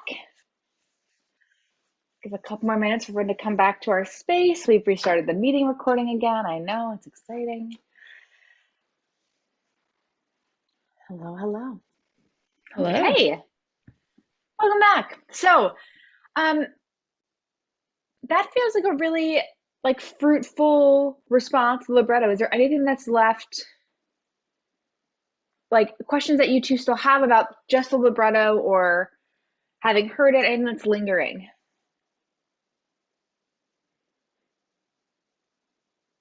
The answer can be no. Great. I think I'll be interested to hear your thoughts on libretto after I share some music, and again sort of how I'm playing with the words and the limits, is there a limit regarding how much a composer can experiment with both poetry and the way poetry manifests itself in the libretto? Great. Well, then let's do that. Let's start with it. So, Dana, do you want to share some music? Absolutely. So, I guess I'll start with how hope is the thing with feathers. And so this is in scene 5. So I'm going to share this folder that has both an MP3 in it and a PDF of the score. For those of you who read music, and I know pretty much everyone here, if you read music, definitely follow along with the PDF. I'm going to share, and let me know if that link works. I'm going to share my Sibelius screen, which is notation software where I compose, because I had to make some adjustments in order to get a certain sound from the computer. So if you don't read music, follow along with my screen so that you can see where the cursor is at different times with the words. And if you do read music, please, excellent, PDF downloaded like a charm, then just follow along with the PDF. A huge disclaimer, this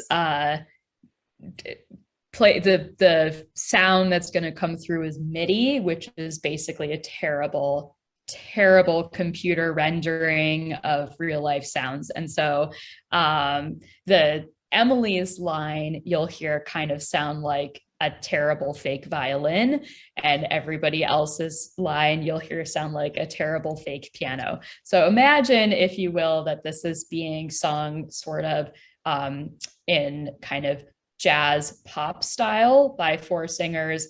It will naturally have some kind of improvisation.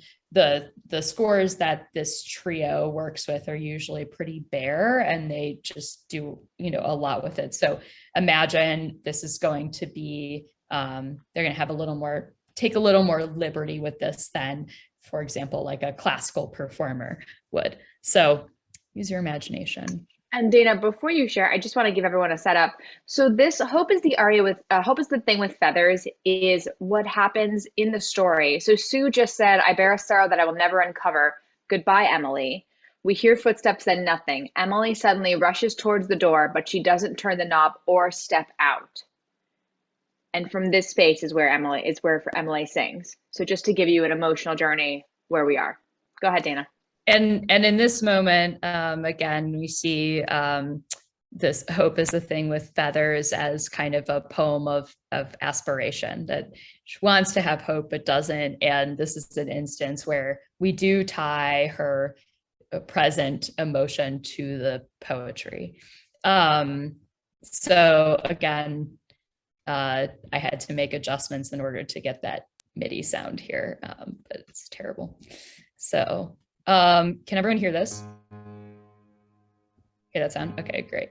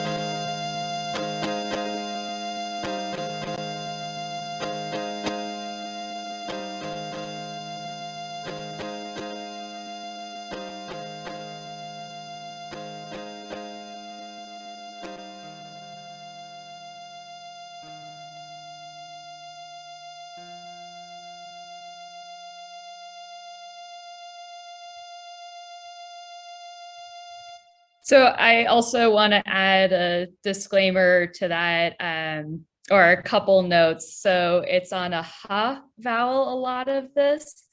It's somewhere between ha and ha.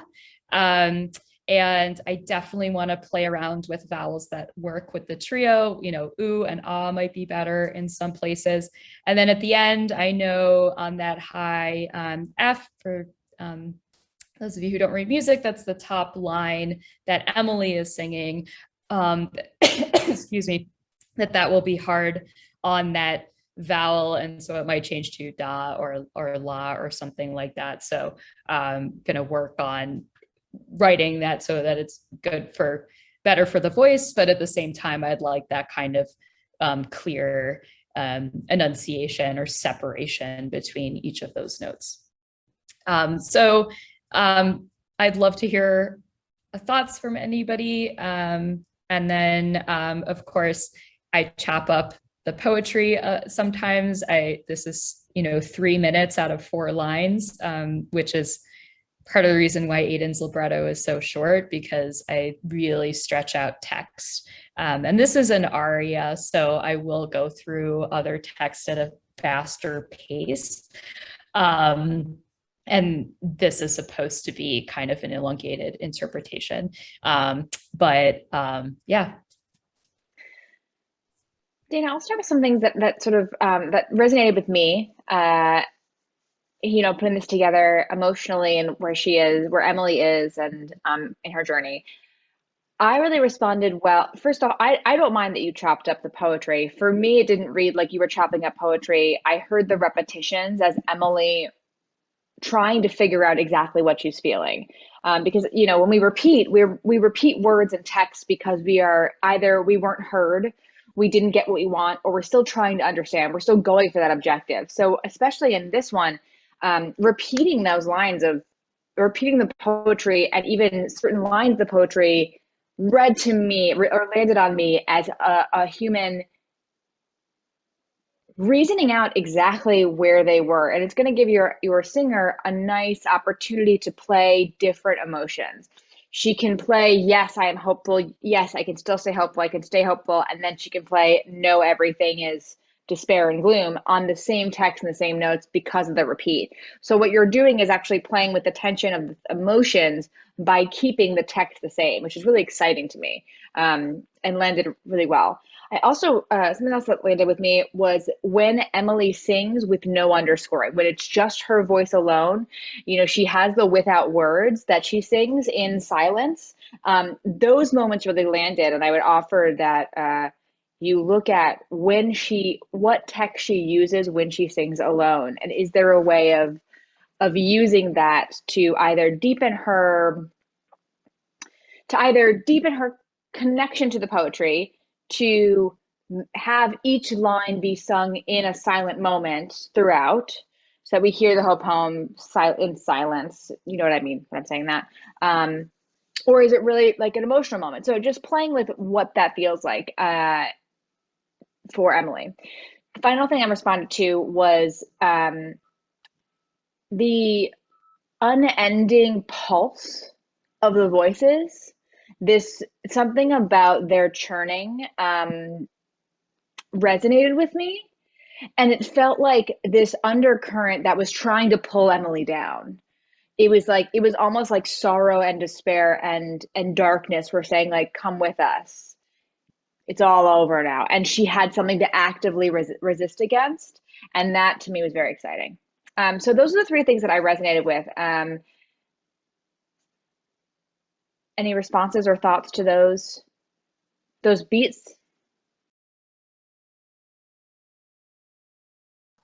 Yeah, I agree with the churning. I really, really like that, because it's like the clock, but also like your heartbeat. And then also earlier she says, like, my sorrow is an ocean. So like that brought that kind of imagery back to me again, this idea of like the waves that continually crash, and just like the immensity of that.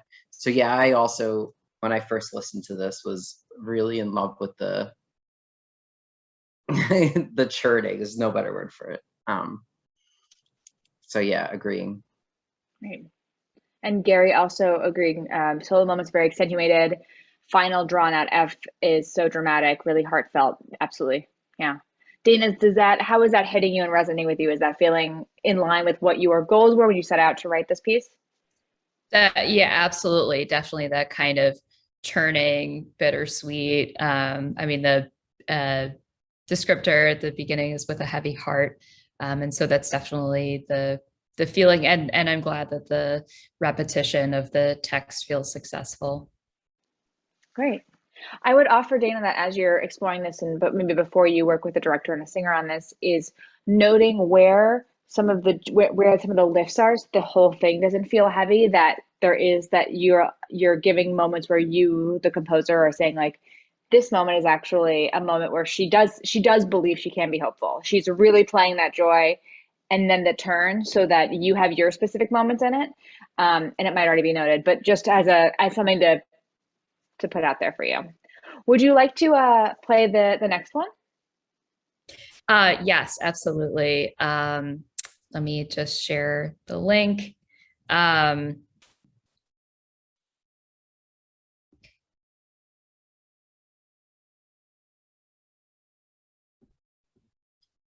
Okay. Actually, can everyone still see my screen? Okay, great. So you should be able to open the PDF. Great. So here's, oh, this is terrible piano. So yeah, pop voices.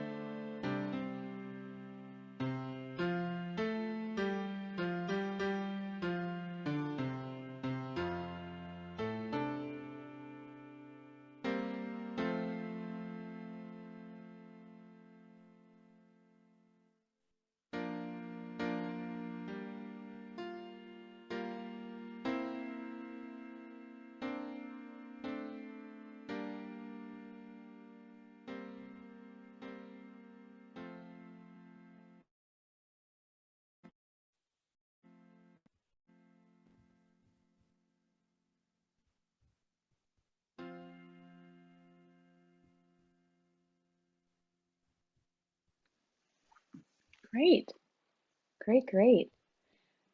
So Dana, I noticed in this, and this is my first question. So we have SATB, which is the voices singing this as Emily is writing. Am I understanding that correctly, dramatically?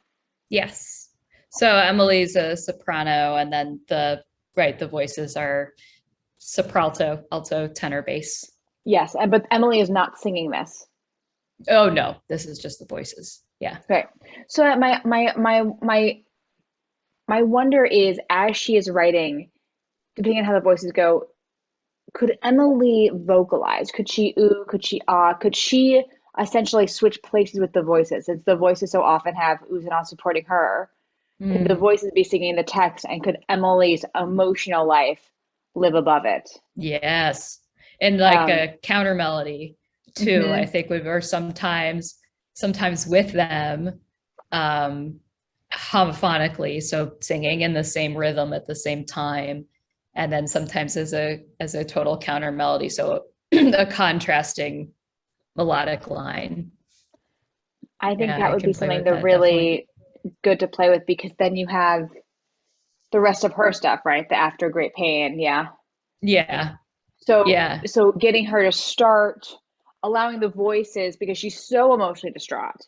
She cannot speak. It must flow from a pen, right? So when things are flowing for that pen, what is that emotional life living on top of it? So I think that could be something interesting to explore. I thought the this one felt very trying to find the right word, speaking in draft. Choral is the wrong word, but it felt very like, it felt like settled and grand, and almost as if the voices were singing it's like we're singing it in an opera. We're singing it in this like grander space without the emotional turmoil of Emily in that moment, which I really enjoyed. I liked that in my mind I was watching a human pour out, and as she pours out, which is why I think I was craving like some sort of vocal something from her, there is this there is what she is creating ends up becoming greater than her. It like she poured whatever she's pouring out becomes like a grander, complex poem that of course we all will read 100 times. So there was something, I tracked that for like somehow it hit me in this way of like, oh, we're watching someone create something that will be with us for a long time. And I enjoyed that. I was interested in that. So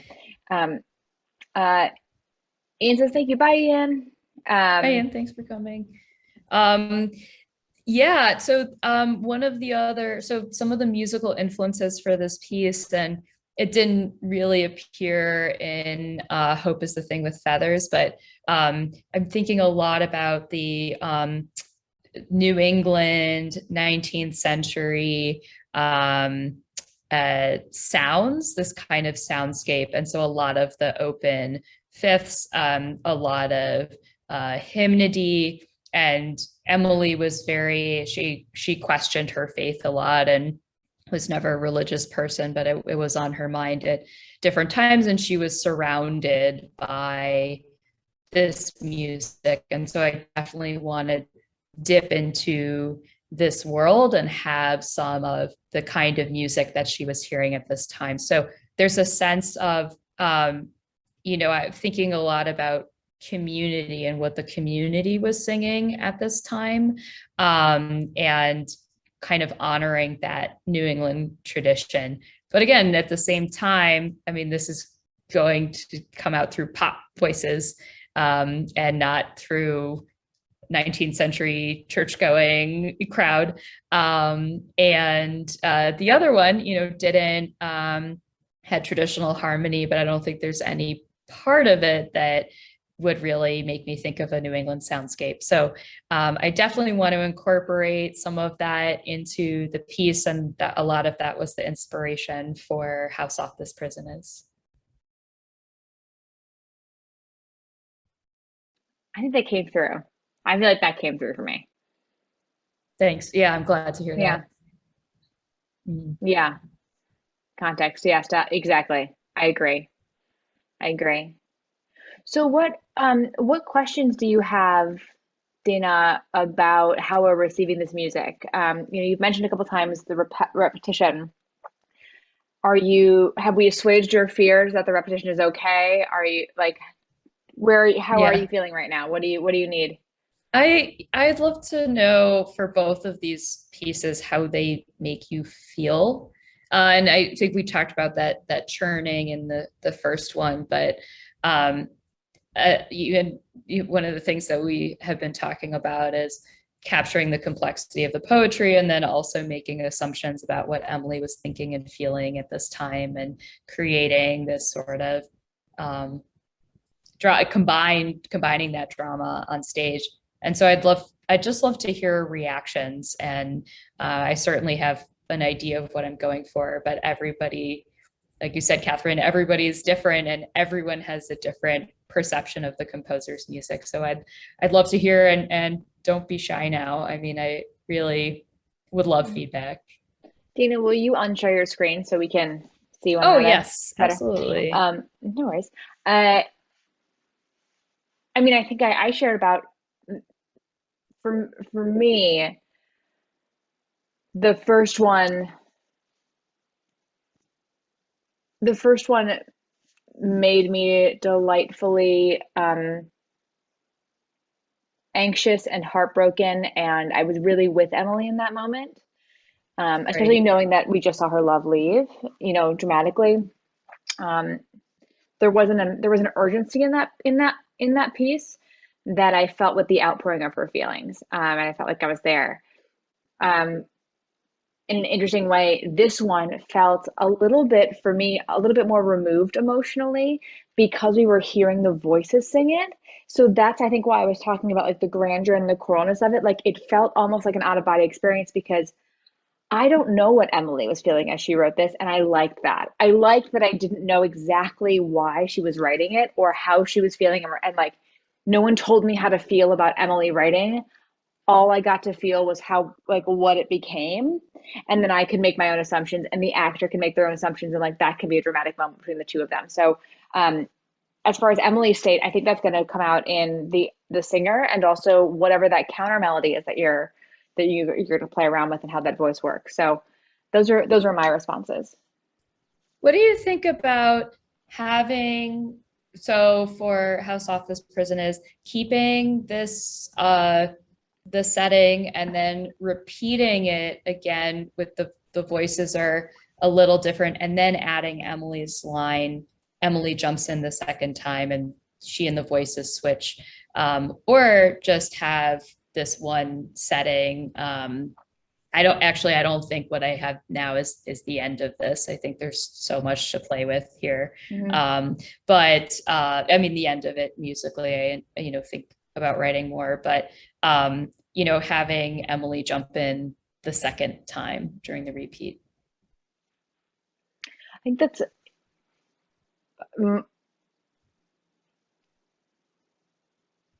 my question becomes, when is she writing it? Because for me, Great question. for me, the I'm going to call it humming. I know it's not humming. The humming is happening as it flows. So if she's writing and doing nothing as we're hearing it, then I'm missing the connection as to why she's singing. So I respond less well to that because it feels a little disjointed. However, you could invert it. You could have her write and sing, and then she could be reading it and not doing anything the second time. So you could actually you could have Ellen and take Emily away in the repeat. Like it flows from her, she's vocalizing, she steps back, she hears it as she reads it, and she doesn't sing anything. And then a third movement of combination or burning it or publishing it, whatever, if you want a third movement, I'm just doing whatever. Or maybe it moves right into the next text. So I don't think adding, unless you start with the three voices and they're not singing the text, if they're doing just oohs and ahs on the setup for the scene, if they're letting us in emotionally, and then you add the text. But I think the first time you hear the text, we need to link it to Emily writing, because this is the only time in the show where Emily is writing, we are hearing the word show up in real time, and they are coming from a place they're coming from somewhere in her soul. Not a curiosity artist place, but they are coming because she cannot process this any other way. I think also, I love that. And part of the goal for me and with this piece was, the COVID poem is when she says like how soft this prison is, how sweet these sullen bars, and this really painful and beautiful contradiction and this kind of paradox that she establishes with all this imagery, and thinking about COVID and ways that we have worked so hard to comfort ourselves at home. And it's not to say those sullen bars were sweet. I mean, or like this prison was soft, but thinking about like incarceration, home, and sort of making this uncomfortable in that it is a comfortable take on this text. Like it is, I kind of wanted it to be a little devastating in, a director said to me once, sometimes you kind of let the audience have the sadness. And yep, so I wonder if this kind of, you know, is chilling in the way that, you know, why is this poem in F major? That doesn't make any sense. And so wanted to hear about your reactions, or if that just didn't come through. It didn't come through. In the way that I've heard you mention a couple times, this idea of like this being a COVID poem and this being like about a physical space. I don't think it is. I didn't get that at all. You put it at the end of the opera. I received it as a prison where you're in love with someone. They love you back and you will never be together. So you are stuck. And that's the prison of love, because it's very comfortable here because you're in love, and love is a good thing. It is soft, it is comfort, it's beauty. But you will never be able to touch that person again. It has nothing to, for me, it had nothing to do with COVID and nothing to do with isolation and nothing to do with the room. That's really interesting. And I think I had definitely thought about it in relation to Susan as well, that this is so much about love. But to me, it was like, this is something, one of those things, like people can relate to it more now, or how can we reach out to the audience in a way that we haven't done before? I want to pause on that. I think you're trying to put too much in one song. Okay. That's a lot of things. Yeah, too much. The audience also doesn't really want to think about COVID. I want to be kind of like a Debbie Downer for a second. I don't want to think about COVID. I don't want to think about my apartment. I don't want to think about my personal prison of blankets and couches. That is uninteresting. That's going to be done. We've done that. Those stories have been told. We've moved on. Let the audience talk about it later and be like, you know what that actually reminds me of is my UGG blankets. Don't tell them. It should remind them of you staying in. Friends, this is all about COVID. It's not. It's about a woman who loves another woman and they cannot be together, and that love just left. Let her live in that space and let your audience decide where they go with it.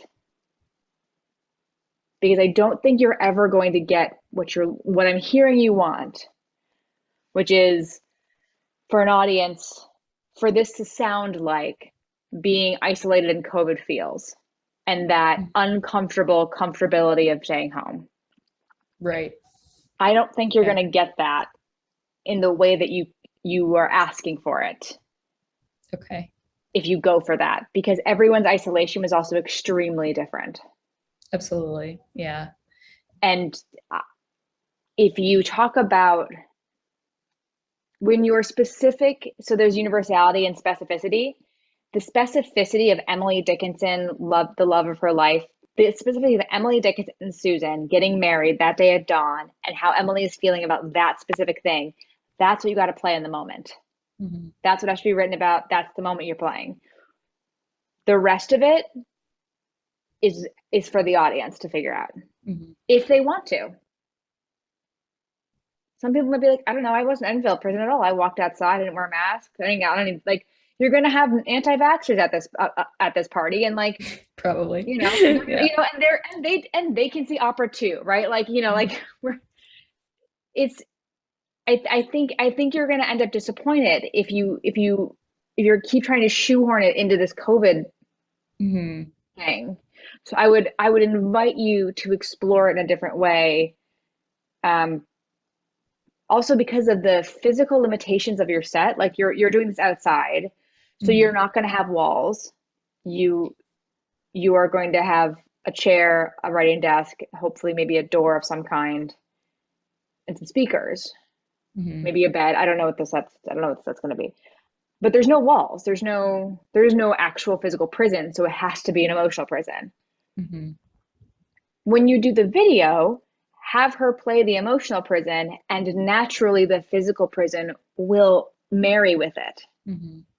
And then the audience can think about it. Okay. That's my tough love on, that's a lot for. No, that's great. Thank you. It's also the last number. Like, let us feel. We don't want to think about COVID. Nobody wants to think about COVID anymore. Yeah. So how does that resonate with you? Go ahead, Aiden. I was gonna say, and even if you do have the one person who wants to think about COVID, like they'll make that bridge themselves. Like I don't really think you need to do that work for them. I think it's like that's what I love about poetry is even if I write a poem about something, 10 people will read it and 10 people will think it's about 10 different things because of what they read into the poem. And that's what I love about like this whole piece, because so much of it is Emily Dickinson's poetry and it is so specific, but yet like everyone's going to read into it totally differently. So, I mean, I think that that's fun. That's just me. Very subjective. Yeah. Dana, how does that feel? Yeah, that sounds good. And I think, yeah, I think just playing with the idea of isolation as it pertains to this love story, you know, and not like as a COVID-y piece makes sense. I think like still I am cognizant, obviously COVID impacted everybody in tremendously different ways. And I think still that theme, like I am thinking about isolation differently and not seeing loved ones, you know, like in a much different way than I did before COVID. And so that is just naturally on my mind as a composer and as somebody who is telling this story.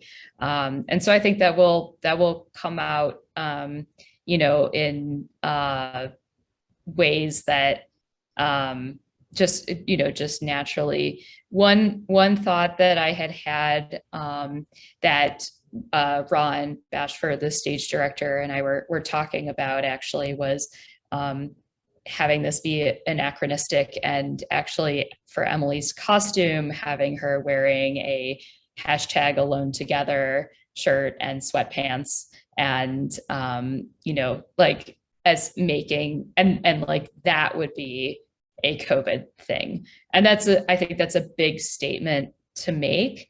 But I'm wondering what you think of that. Yeah. Well, I am not the stage director, so I feel awkward giving an opinion on that. Okay. Yeah. If you want to do an opera about COVID, do an opera about COVID. If you want to do an opera about Emily Dickinson, do an opera about Emily Dickinson. If you want to do an opera about Emily Dickinson in COVID, then why does it matter that she's gay? Like we got to pick. It's only 35 minutes, right? Right. Are we revealing that she's alone in isolation, or are we revealing that she had this incredible love affair and like that's what her heartbreak is? Are we talking about isolation and what it does to artists? Are we talking about the erasure of queerness in history and poetry? Like, right. It's too much. Yeah. It's too much. Yeah. And you as an artist should absolutely think about anything that you want to think about. Thinking about COVID, thinking about isolation, thinking about how that affected you and your art is beautiful. And you should continue to move down that path. And if you are like, this prison poem is about COVID, then it can't be the last thing in the piece. It has to move up earlier, and it has to be before all the Susan stuff happens, because Susan is about love. So once we start the Susan story, we are in an opera that is about love, not being able to be the one that you love, not because of COVID, but because of the societal norm, and they don't want to be with you. They made a choice. Susan didn't not hang out with Emily because of a plague. She didn't hang out with Emily because she couldn't be gay. She didn't take the risk. Right. She chose somebody else. Mm-hmm. That's not COVID is an outside force. Susan made a choice. She said, I'm not interested. No, thank you. That's not the same thing as I'm staying inside because there's a pandemic and I could die. Those are not the same stakes. Right. And so it's two different, we're telling two different things. So if you're going to do the prison walls one, then maybe it does move to the front. And that's what Emily's dealing with when we meet her. Mm-hmm. She's thinking about how it is to be in isolation. I don't know why she's in isolation. She just likes being in isolation. Like, then we're meeting someone who's a shut-in. I'm not saying Emily Dickinson wasn't a shut-in. I know she liked her. I'm an indoor kid too. So like, you know, I get it. I also like to be inside. So I'm hearing that there's this undercurrent of like COVID isolation that keeps sort of poking its head up for you. And I would invite you to explore why in this piece it's so prevalent, and is that actually a different piece? Right. Totally. I think it definitely runs the risk. It's like what I am trying to do is help the audience, because Emily was very isolated, and I think I think we are trying to break the narrative that she was like this total recluse who floated around in a white nightgown and just wrote poetry. And she carried on a very, very rich life from her room, correspondences, letters, poetry, but she was, spent most of her time in isolation. I mean, was very isolated person, like inside the house or on the grounds. And so like thinking about that isolation and then also the love story, I think I agree, it like becomes too much. And then if there like the COVID element, I think runs the risk of like erasure of this narrative, because it's right. It's like, I think like I was trying to make this like, okay, now that, is there a perspective we can relate to where we have sensed this feeling of isolation? It is very, very different though than like not being able to have this relationship in the 19th century. And so I think it's like I'm trying to find ways to get the audience to connect, and this isn't it. I think, yeah, and I hear you. We want our audience to be in. I just want to let you know we're here. Okay. We're here. You got us. We don't need to be told. We don't need any more anything. We're good. We're here. Okay. Great. We're here for Emily Dickinson queer. We're here. You got us. We don't need anything else. I also want to put something using your words and just highlight them for you. Emily Dickinson lived a very full life. She just didn't like to be social.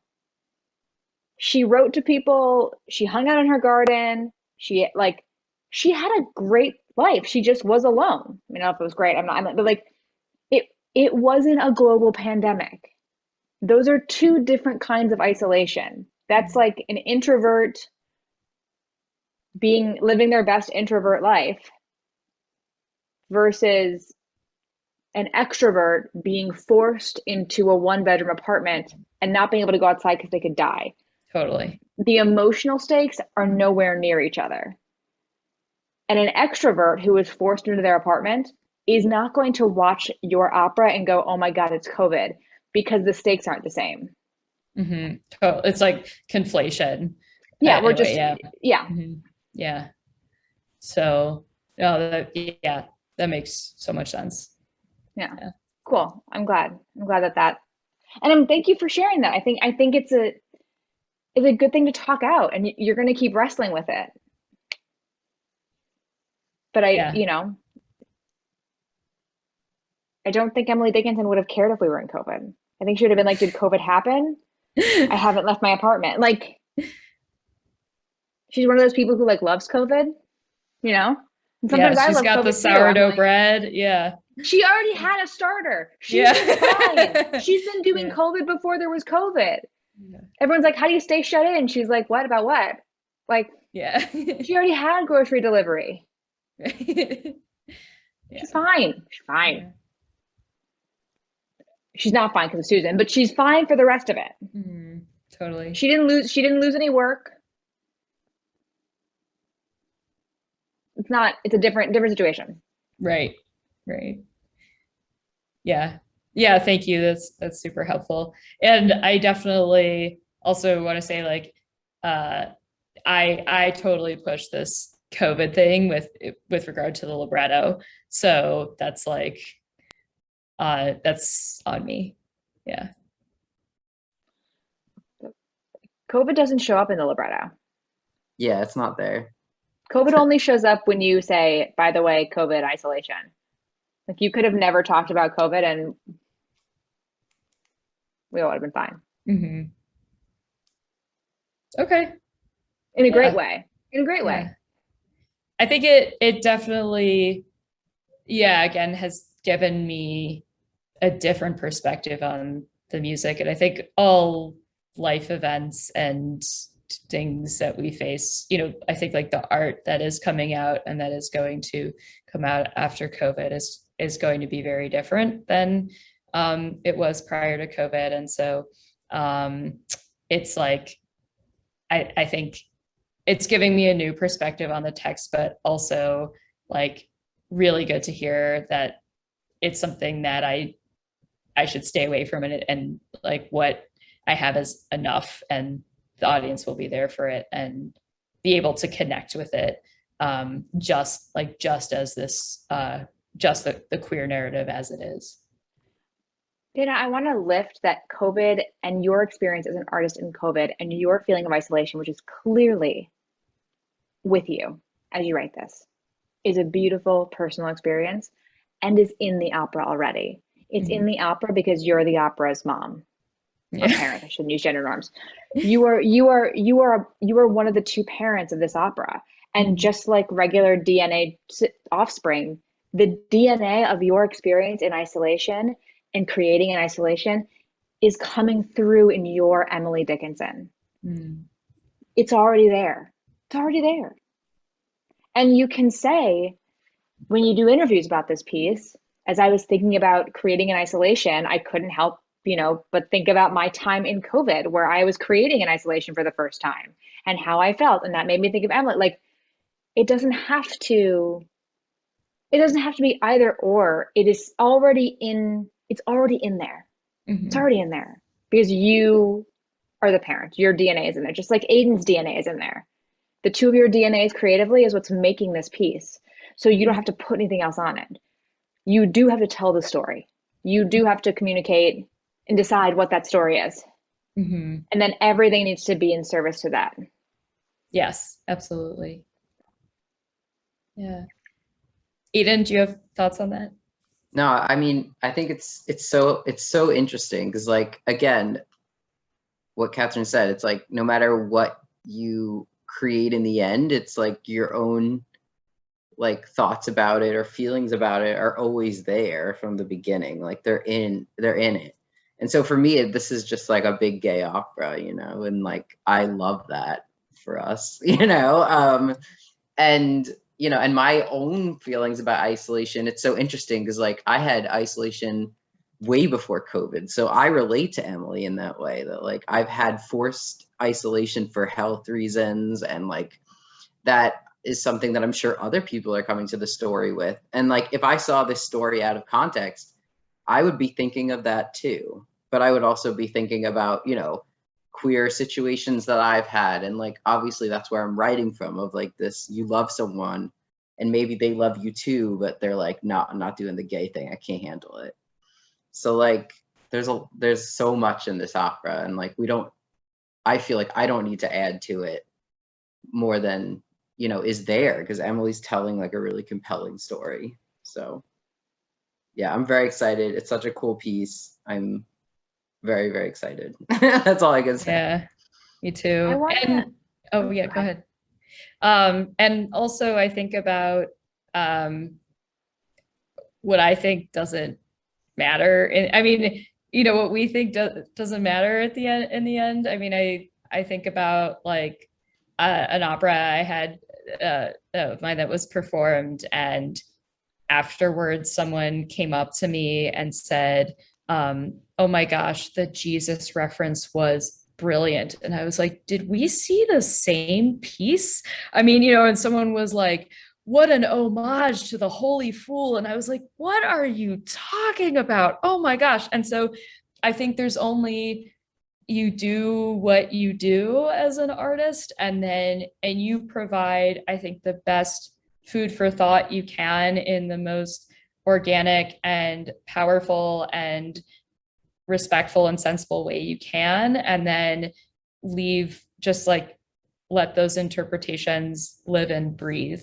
And at first I was like, and this was a while ago, and at first I was kind of angry. I was like, well, I didn't mean there is no Jesus reference. So I was like, well, if you saw the Jesus reference, then it's there. Whether or not I intended it, if you saw the Holy Fool, then there is a holy fool. I mean, even though and so I think everyone's entitled to that. And I'm glad to hear that this love story is coming through, and it feels like it is reaching an audience without that separate forced kind of COVID theme.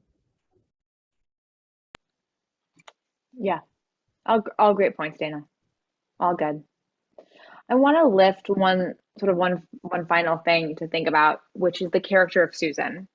And currently, Susan is a function of Emily, which is okay. And my question, and I don't really want an answer, so I'm just going to ask the two of you a question, and I want the two of you to like talk about it later. Is does Susan actually come to the door? Is that actually Susan? If it is actually Susan, then I think we need to hear more from her. I think we need to hear more, like she needs to then be a three-dimensional character. If it is not Susan, if it is just Susan's voice that Emily thinks she is hearing, then we can live her in more two-dimensionality, and she can actually get pushed further into like reverie. So Susan right now is sort of living in this place where she's not quite three-dimensional and not quite a function of Emily's thoughts. And so just offering to explore her as a complex three-dimensional character in the moments we get her, the letter and the door moment. And I don't have, and the reason I'm saying I don't want an answer to this is because I didn't have any initial reaction one way or the other. It just something that came up as I was reviewing my notes, and I thought, you know what? Something to marinate on. Who is Susan? Why does she make this choice? I don't know if we need to know why. Do we need to know why she made this choice? Do we not need to know why she made this choice? Is she actually in love with Emily? Is she not actually in love with Emily? Do we get that? Like, what else can we learn about this person who is about to leave Emily's life so that we can have a point of view on Susan? So I call them like the bar conversation, like after you go to see a show and you go to the bar, like at the bar, can people also talk about like, well, Susan's a total bitch. Like, why can't she just like deal with not having any money or what, or, oh my God, I totally get it. Like Susan has to get married because of the politics of her family. Like, let's give them something to talk about as the song goes. That could be a little bit something fun. So think about that. That's just like a note for you two to marinate on together. One thing that Ron Bashford pointed out, he said, is all of this real? Like this could be, is it possible that none of this could have actually happened? And this is kind of potential historical fiction. We have no idea if any of this actually, we know she got married and she left, but this is all like kind of taking a guess or making something up. But in terms of the story, Ron had said, how do we, do we know that this happened? Does it matter that this happened? And so like, that's something I've been thinking about as well. And I will say, I don't like personally, I'm coming to this, I am reading like the fiction. Like I picked up the novel and I'm here for it. So whatever you tell me is true in this 40 minutes, I will buy as true.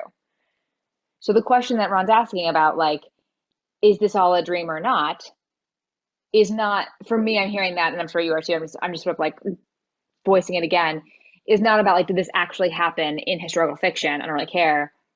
Is this a real thing or is it all in her mind's eye? And I think my 2 cents is that you two have to be clear on what it is. And then the audience can think whatever they want. But the two of you have to make a definitive choice, and the director needs to be on board with that choice, and the actor has to be on board with that choice. Like everybody has to play the same action and the same thing.